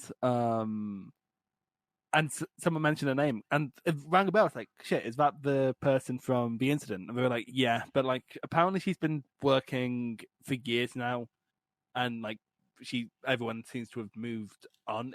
It's a horrific fucking thing. By the way, don't it's out there. Don't seek it unless you actually want to see someone's face get broken. It's uncomfortable to watch. It's very uncomfortable to watch. I don't know why I watched it, but I did. But in terms of like the actual angle, it's one of those ones where I'm really sad Stardom don't go out live because oh my god, if I could have just seen this with blind eyes, oh my god, what this is the first invasion angle in Stardom that since I started watching that feels scary. It feels like when Suzuki Gun came back in 2017. Like Definitely. and like just immediately there's an aura around these two. I don't know where the fuck it's going, but I'm super interested. And the fact that like literally all of Stardom's in storyline is taking it apart from Oedatai, that's weird. Maybe if they'll take over Oedatai, that'd be pretty fucking badass. Like that honestly, would be incredible. Yeah, just walking in. Oh my god! Brit punches Tora. This is my house now, my rules. Yeah, but I'm just there's such a presence now around both of them, and but you can't manufacture that. You can't buy that sort of charisma, that sort of interest. And I've only seen a couple of Yoshiko matches. She is really good. She's a proper fucking bruiser. And let's face it, who on that roster is better at fucking ragdolling themselves for a bruiser than Mayu? Yeah, and then like also the thought of her and Momo, like because Momo will give as good as she gets. Oh, she will definitely. And like I think you'd agree with me by saying like a lot over the last few months, a lot of the pairings have been sort of burned through very quickly. So this immediately injects a lot into Stardom, and like just these two women coming back has completely, absolutely 100% changed the landscape. It's so, I'm so intrigued, and not in a evil champion. I didn't expect that to happen way. In a I want to see what happens next because this looks like it's going to be fucking amazing way. And for next podcast, I'm going to actually watch some of both women's big matches in Stardom World because I want to know a bit more going in. Because I believe Yoshiko's who beat Io Shirai for the title. Yes, and then I think Yoshiko was obviously stripped in light of this. Yeah. But I understand people who are a bit wary about it, but I don't think she's going to be shooting on anyone, and I don't think she's inherently unsafe at this stage. No, and that's the thing. Completely agree with you. I completely agree with you. I understand people who are hesitant completely, but again, she's not going to be going in there and just smashing the shit out of Starlight Kid. And she's not the first person in Japanese wrestling to have shot on someone and then been forgiven. I mean, look at fucking Maida and Choshi back in New Japan in the 80s. Like Nene Takahashi did it. Yeah. She beat the shit out of Kairi Sane. Kairi Hoja. Yeah. Ogawa in New Japan. Yeah. Ogawa and Hashimoto. But to be fair, that's probably because Inoki was like, I'll shoot on you if you don't shoot on him. And I don't know why I find it funny. It's not funny. It's fucking terrifying. It's not funny at all. But yeah, that's like I think she's been like in smaller promotions long enough to have proven she's not like that anymore. Yeah, so, I agree. Like even though like if I had the Book of Stardom, I'd be wary if no one's being made like who's actually going to be affected by this feels uncomfortable wrestling with her. I see no problem. No, I agree. So, Chris, the final thing to come out of Year End Climax, which isn't a result, because obviously we're going to talk about that in our first podcast of the new year, like I said earlier, is that Mina Shirakawa is going to be out for, I've seen both 2 months and a month and a half. So roughly between those two, because she had her nose broken by a Julia Big Boot. I saw the picture in our Discord. It looked fucking disgusting. It looks grim. Looks very, very grim. And unfortunately, that does throw the aforementioned spanner into the works of the ongoing Stars and Cosmic Angels storyline. I mean, admittedly, you could just make it a tag team match. I mean, it would, yes, throwing Sayurida in and making it the sixth woman, that would make sense because that's where the storyline's going. But ultimately, you can still continue the storyline with Mayu and Starlight versus Tam and Unagi. That's fine. And especially if you're going to have little bits between Yoshiko and Mayu anyway, you can afford to not put it on the back burner, but you can allow it to sort of bubble under the surface until she's ready to come back. You can stall for a couple weeks. Like, in this essence, it wasn't going to happen until, like, this probably wasn't going to come to a head until Budokan. So you can stall for a few weeks and then rush the build. Like, it's not like when Jungle got injured and now Konami's just sort of floating in the wilderness. So, ladies and gentlemen, before we sign off, thank you to everyone who has responded to our Stardom Cast End of Year awards. We cannot tell you how many responses we've had, and we thoroughly appreciate it. So thank you so much. What we're going to do now is we're going to give our ballots to the 7 categories. And what we're going to do is I'm going to ask Chris, he's going to give me his top 3, and then I'm going to give my top 3, and then we'll go down. We will announce the results on the first podcast after New Year. This will close on the 1st of January. So if you haven't got your votes in, vote now. So, Chris, are you ready to give your votes? Yes. I probably could have written this down, but it's in my head. I've got this. So, Stardom Wrestler of the Year, who is 3rd, 2nd, and 1st for you? Okay, so for me, 3rd, and literally she's only 3rd because several factors kept her off TV this year, but Jungle, every time she turned up, made the most of the time she was given. Like, chances are, if you had a match with Jungle this year, it was one of your best matches. Yeah, agreed.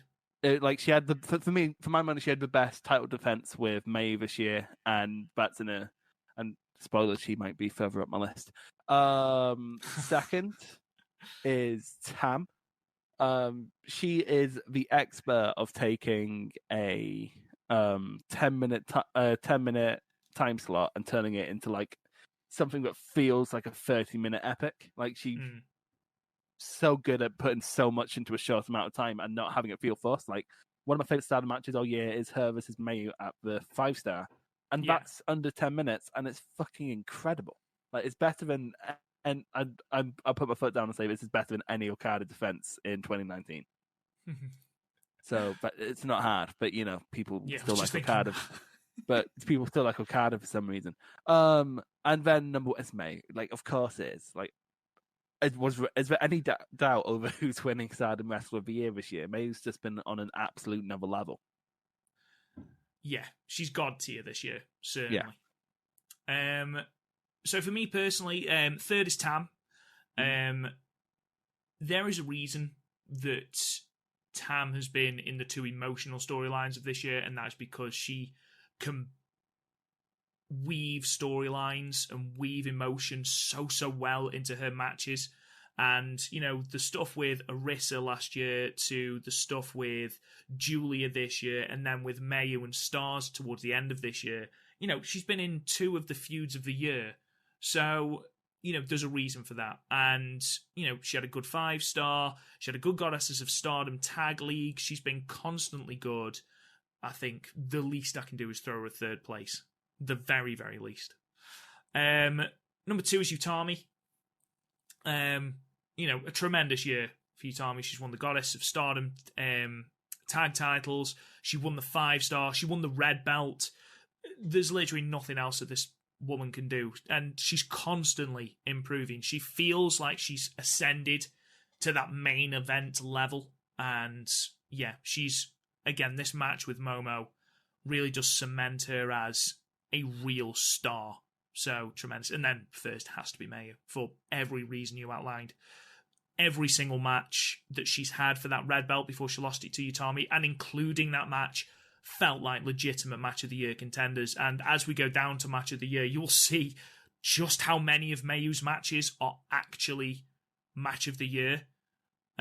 She's just been tremendous. And spoiler, apparently a lot of you think so too. So yeah, that's our top 3 each for Stardom Wrestler of the Year.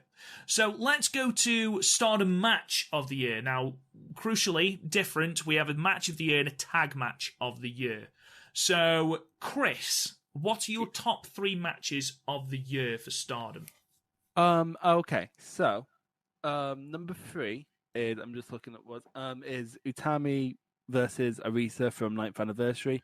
Yeah. Now, there are actually matches I do think are objectively better, like even on the same card, if you look at like my top 10 matches of the year video, plug, Tam versus Kagetsu beat this. But when I rewatched this match a few weeks ago, I fucking ugly cried because I just miss Arisa so much. I miss her so much. Like, and the fact that she was acting like a psychopath. I know me and you differ on this match, and we're probably never not gonna differ. Quite frankly, like I don't think we're ever gonna agree on this match, but I think just how fucking brutal it is, how psycho Arisa was just amazing. And then second is Mayu versus Jungle. Just, oh my god. I didn't expect Jungle and Mayu to have this kind of match. I didn't expect Mayu to wrestle smart because, like, it's Mayu. But she wrestled really smart here and, like, started fucking with standard Stardom conventions to subvert expectations. And it was great. And I loved it. And yeah, I think you saw this one coming as well. But Mayu versus Aroha at Weight of a Major League. There's not been a 3 week span this year where I haven't praised this match. It's one of 4 matches I've given 10 out of 10 to in retrospect this year. And just the Power Ranger kicks, man. I'm never gonna get over those fucking Power Ranger kicks. So third for me is Mayu versus Takumi Aroha from the Weight of Major League 2020. Tremendous match. Can't say anything else about that. It's a match that they booked on the fly. It was a replacement match for what should have been Mayu versus Sari, I believe. Yeah. So a tremendous match full of hard-hitting bollocks, which is great. So that ranks third for me. Second is the Utami versus Moma Watanabe match from Osaka Dream Cinderella. All of the drama, just a really, really, really good match. And finally, possibly controversially, my Stardom match of the year is Mayu versus Aroha 2 from Goddess of Stardom Tag League Night 4. Divided on Discord. It is. These two matches. There seems to be 2 sides here. Well, there's 2 matches, if that makes sense. But, like, everyone has a slide and everyone's very passionate about their side. I love both the matches. The matches. And my standpoint is the second match is everything that is wonderful about the first match, but with a storyline. Yeah, but the one thing that I end up taking issue with the second one, and it's a small thing, it like only just drags it down. But I felt the ending was a bit sloppy. Like Aroha's foot was very clearly on the ropes. Nah, worked. It worked in the context of the story. It worked for me. But again, it's it's fine. It's fine. It's fine. We're fine. We're fine. Stardom tag team match of the year, then, Chris. What are your third, second, and first? Okay, so first one, in third is Moma Watanabe versus Utami and Saya from Stardom is again. I did not expect that to be anywhere near as good as it was. Like I expected it to be like grand. I expected it to be fine, but then it was just absolutely incredible. Like this was before we got completely burned out on draws because around this time, oh my god, did they not stop with the draws? So the draw was shocking. The draw makes sense. The story was great. The action was great, especially the exchanges between Saya and Azumi, and then Moma and Utami starting to bomb each other into the ground. Never going to get old. Second is Team Marvelous versus Queen's Quest. Some say the drop kicks are still happening to this day. But like also, whenever Aroha would be taken down a peg, it felt like a beast being slain. It was incredible. Like, I don't know how, because she's so much taller than everyone else in the match, but she just felt more legitimate just because of that. It's like, oh my god, it's a giant. It's like Shadow of a Colossus or something. And then number one is obviously Jungle and Momo versus Kagetsu and May. I didn't expect this match to be as good as it is. Like, this is like my overall tag match of the year just because of how much I enjoyed it in terms of just sheer enjoyment watching wrestling. I don't think anything really tops this year just because May doing a Reddit shit, she was clearly relishing in it. Like, getting to do the all the tactics that got pulled on her, it was just great. Clearly having a great time. Everyone was, apart from Jungle and Momo who wanted to kill the other two. It was a nice little dichotomy. I loved it.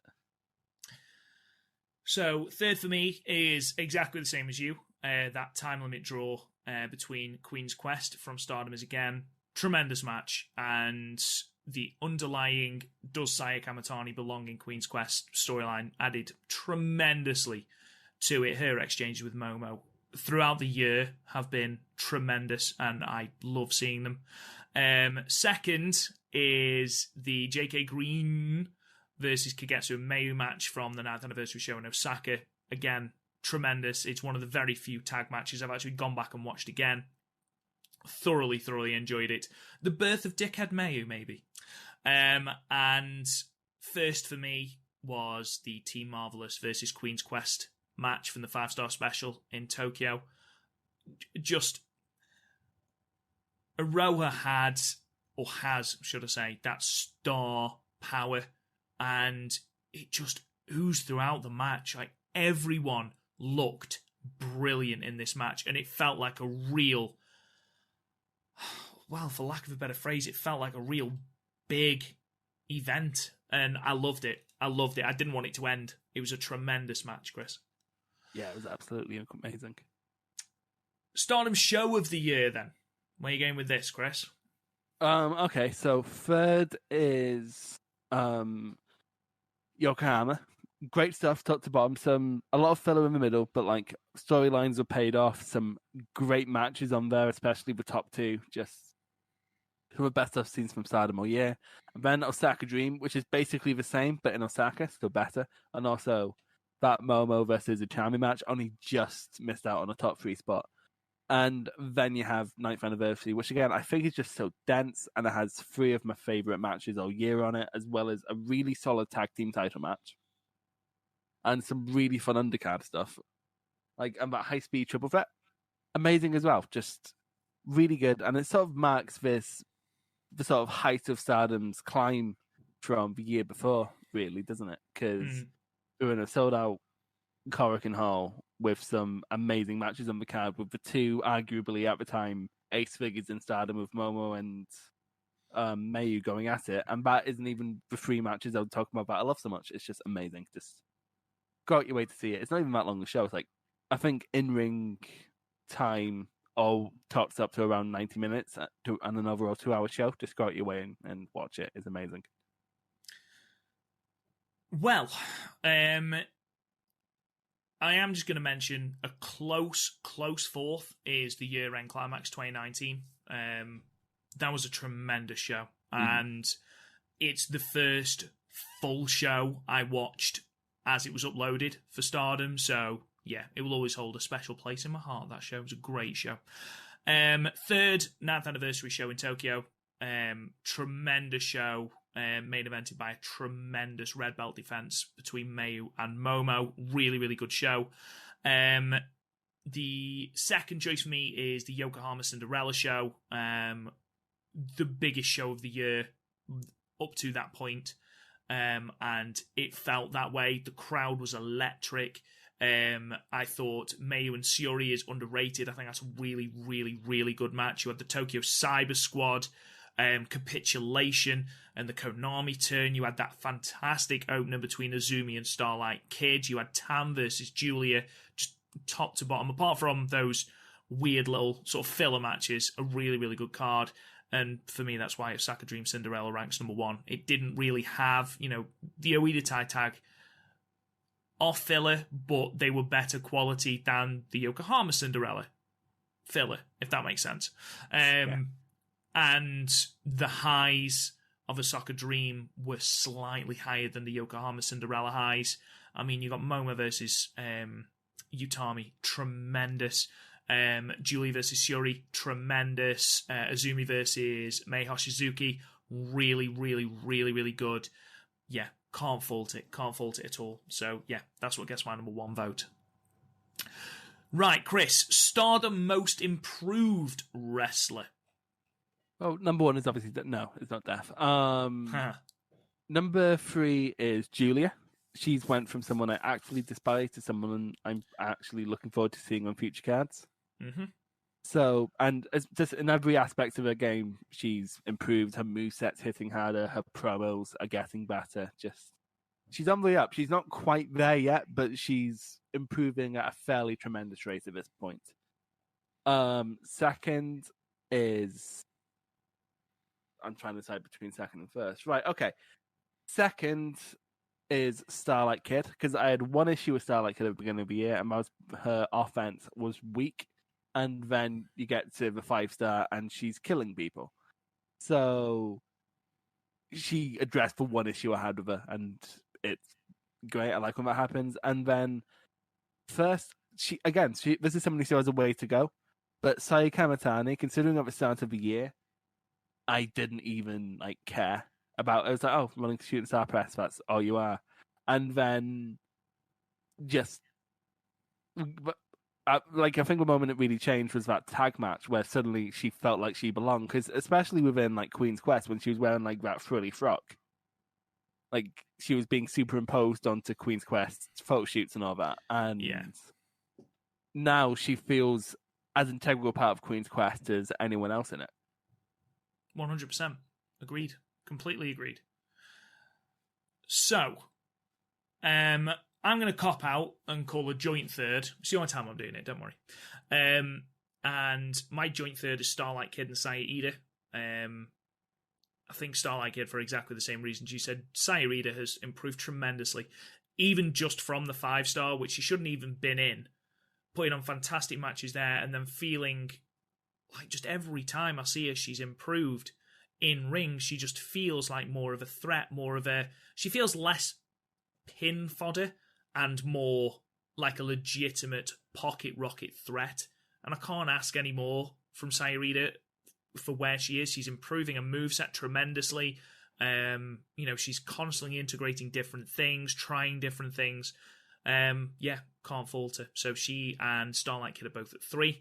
Julia is second for the exact same reason as you. When she won the Cinderella tournament back in March, I could not have given less of a fuck. And for me, it was a little bit of a wet fart.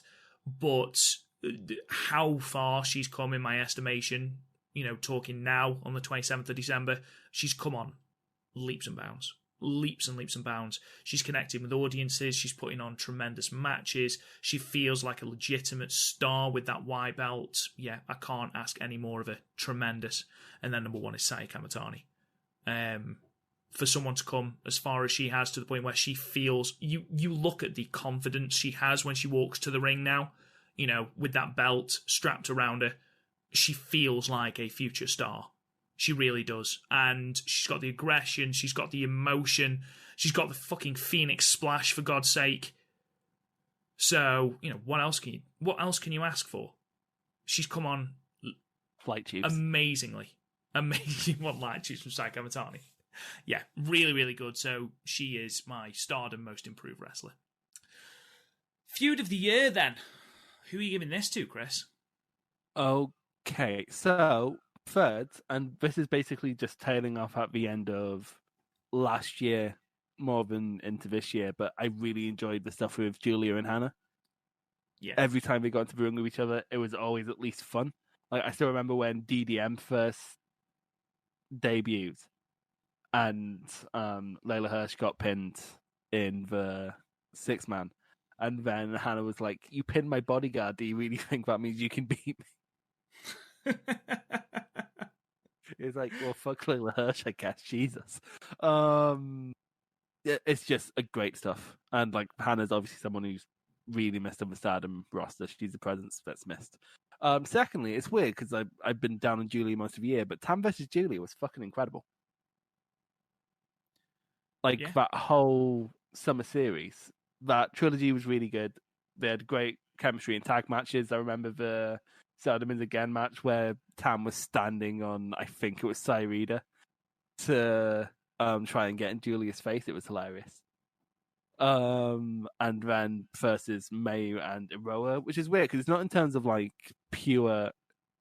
Basically, Iroha came in fucking Killmonger in Black Panther, destroyed Mayu, then fucked off, and then she was this looming presence throughout the whole year, where at any point she could swoop in and claim her title shot.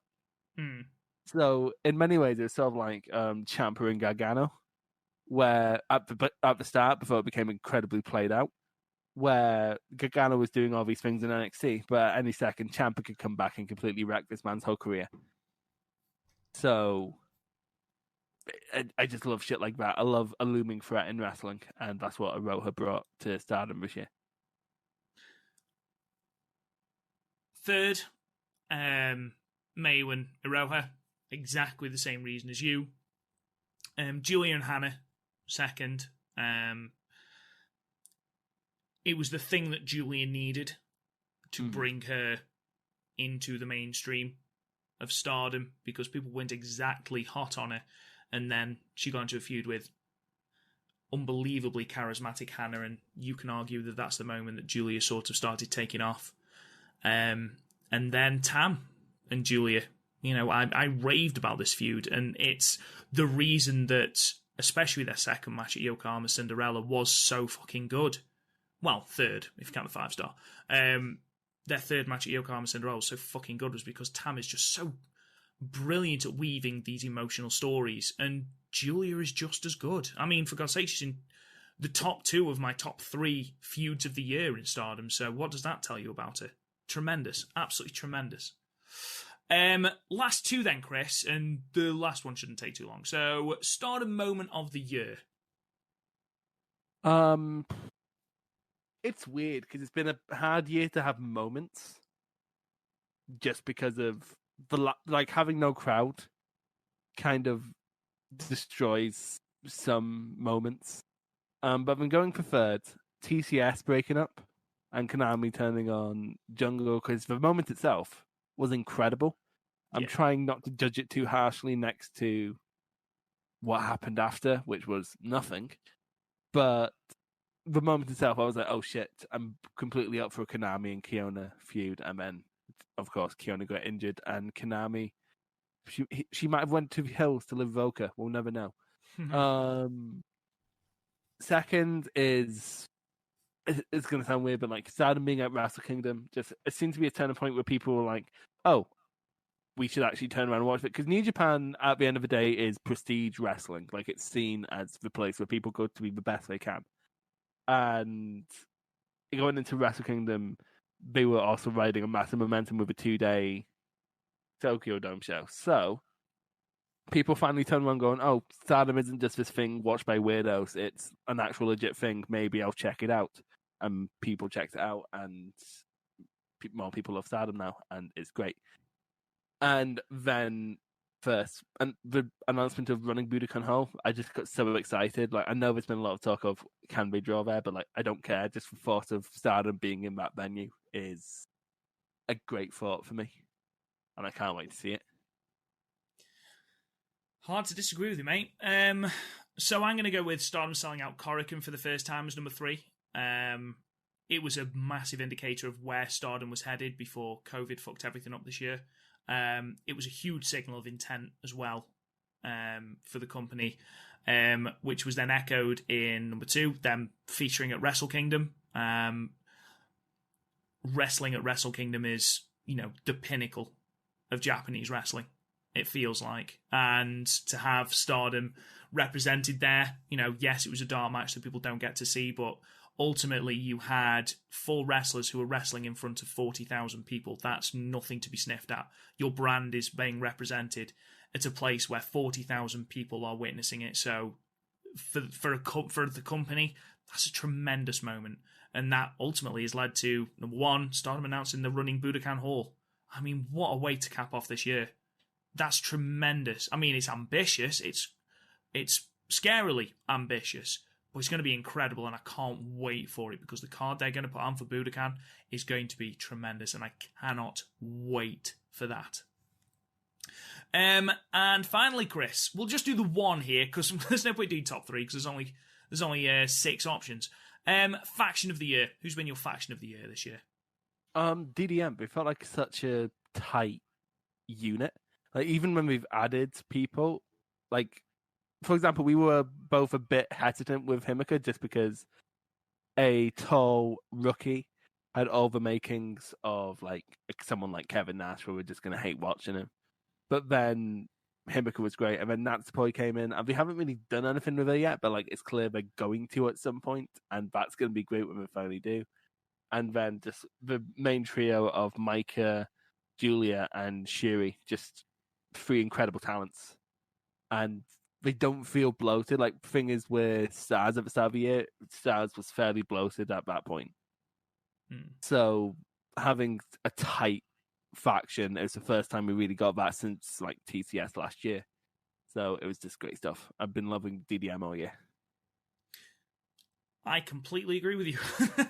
DDM are my faction of the year as well.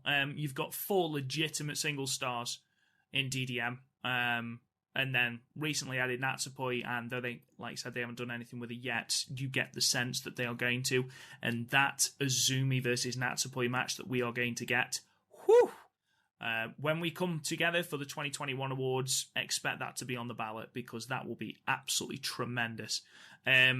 Julia and Suri especially feel as 2 huge, huge stars.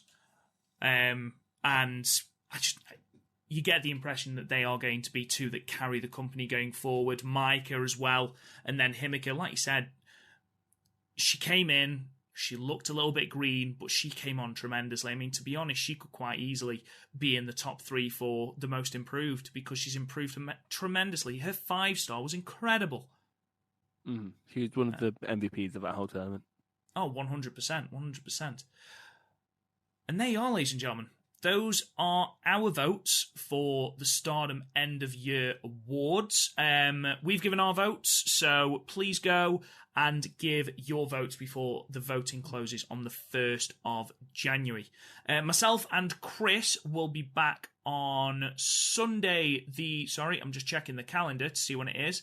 It'll be Sunday the 3rd of January, so we'll be back then to go through all of the happenings in Stardom, and we'll be going through the actual card of Year End Climax, as well as announcing the winners of our End of Year Awards. Until then, thank you so much for listening, guys. We really, really, really do appreciate it. Go and subscribe to the podcast wherever you get your podcasts. Leave us a 5-star review, subscribe. It really, really does help our podcast out. And while we're on that, thank you so much for making this year tremendous for the Stardom cast. We've grown and grown and grown and grown and grown, and we legitimately couldn't do it without all of you guys, so thank you so much to everyone for that. Talk to us on Twitter at the Stardomcast. Go and check out the website, www.podmania.co.uk. You can talk to me on Twitter at RealRobGoodwin. Chris, where can they find you? On YouTube, Chris O'Brien, top 25 matches of the year. Number 1 won't surprise you, but number 14 might. Go and check it out. It's also on the website as well. Thank you so much for listening, guys. We hope you've had a wonderful Christmas and have a tremendous New Year. We'll see you on the other side. Bye-bye.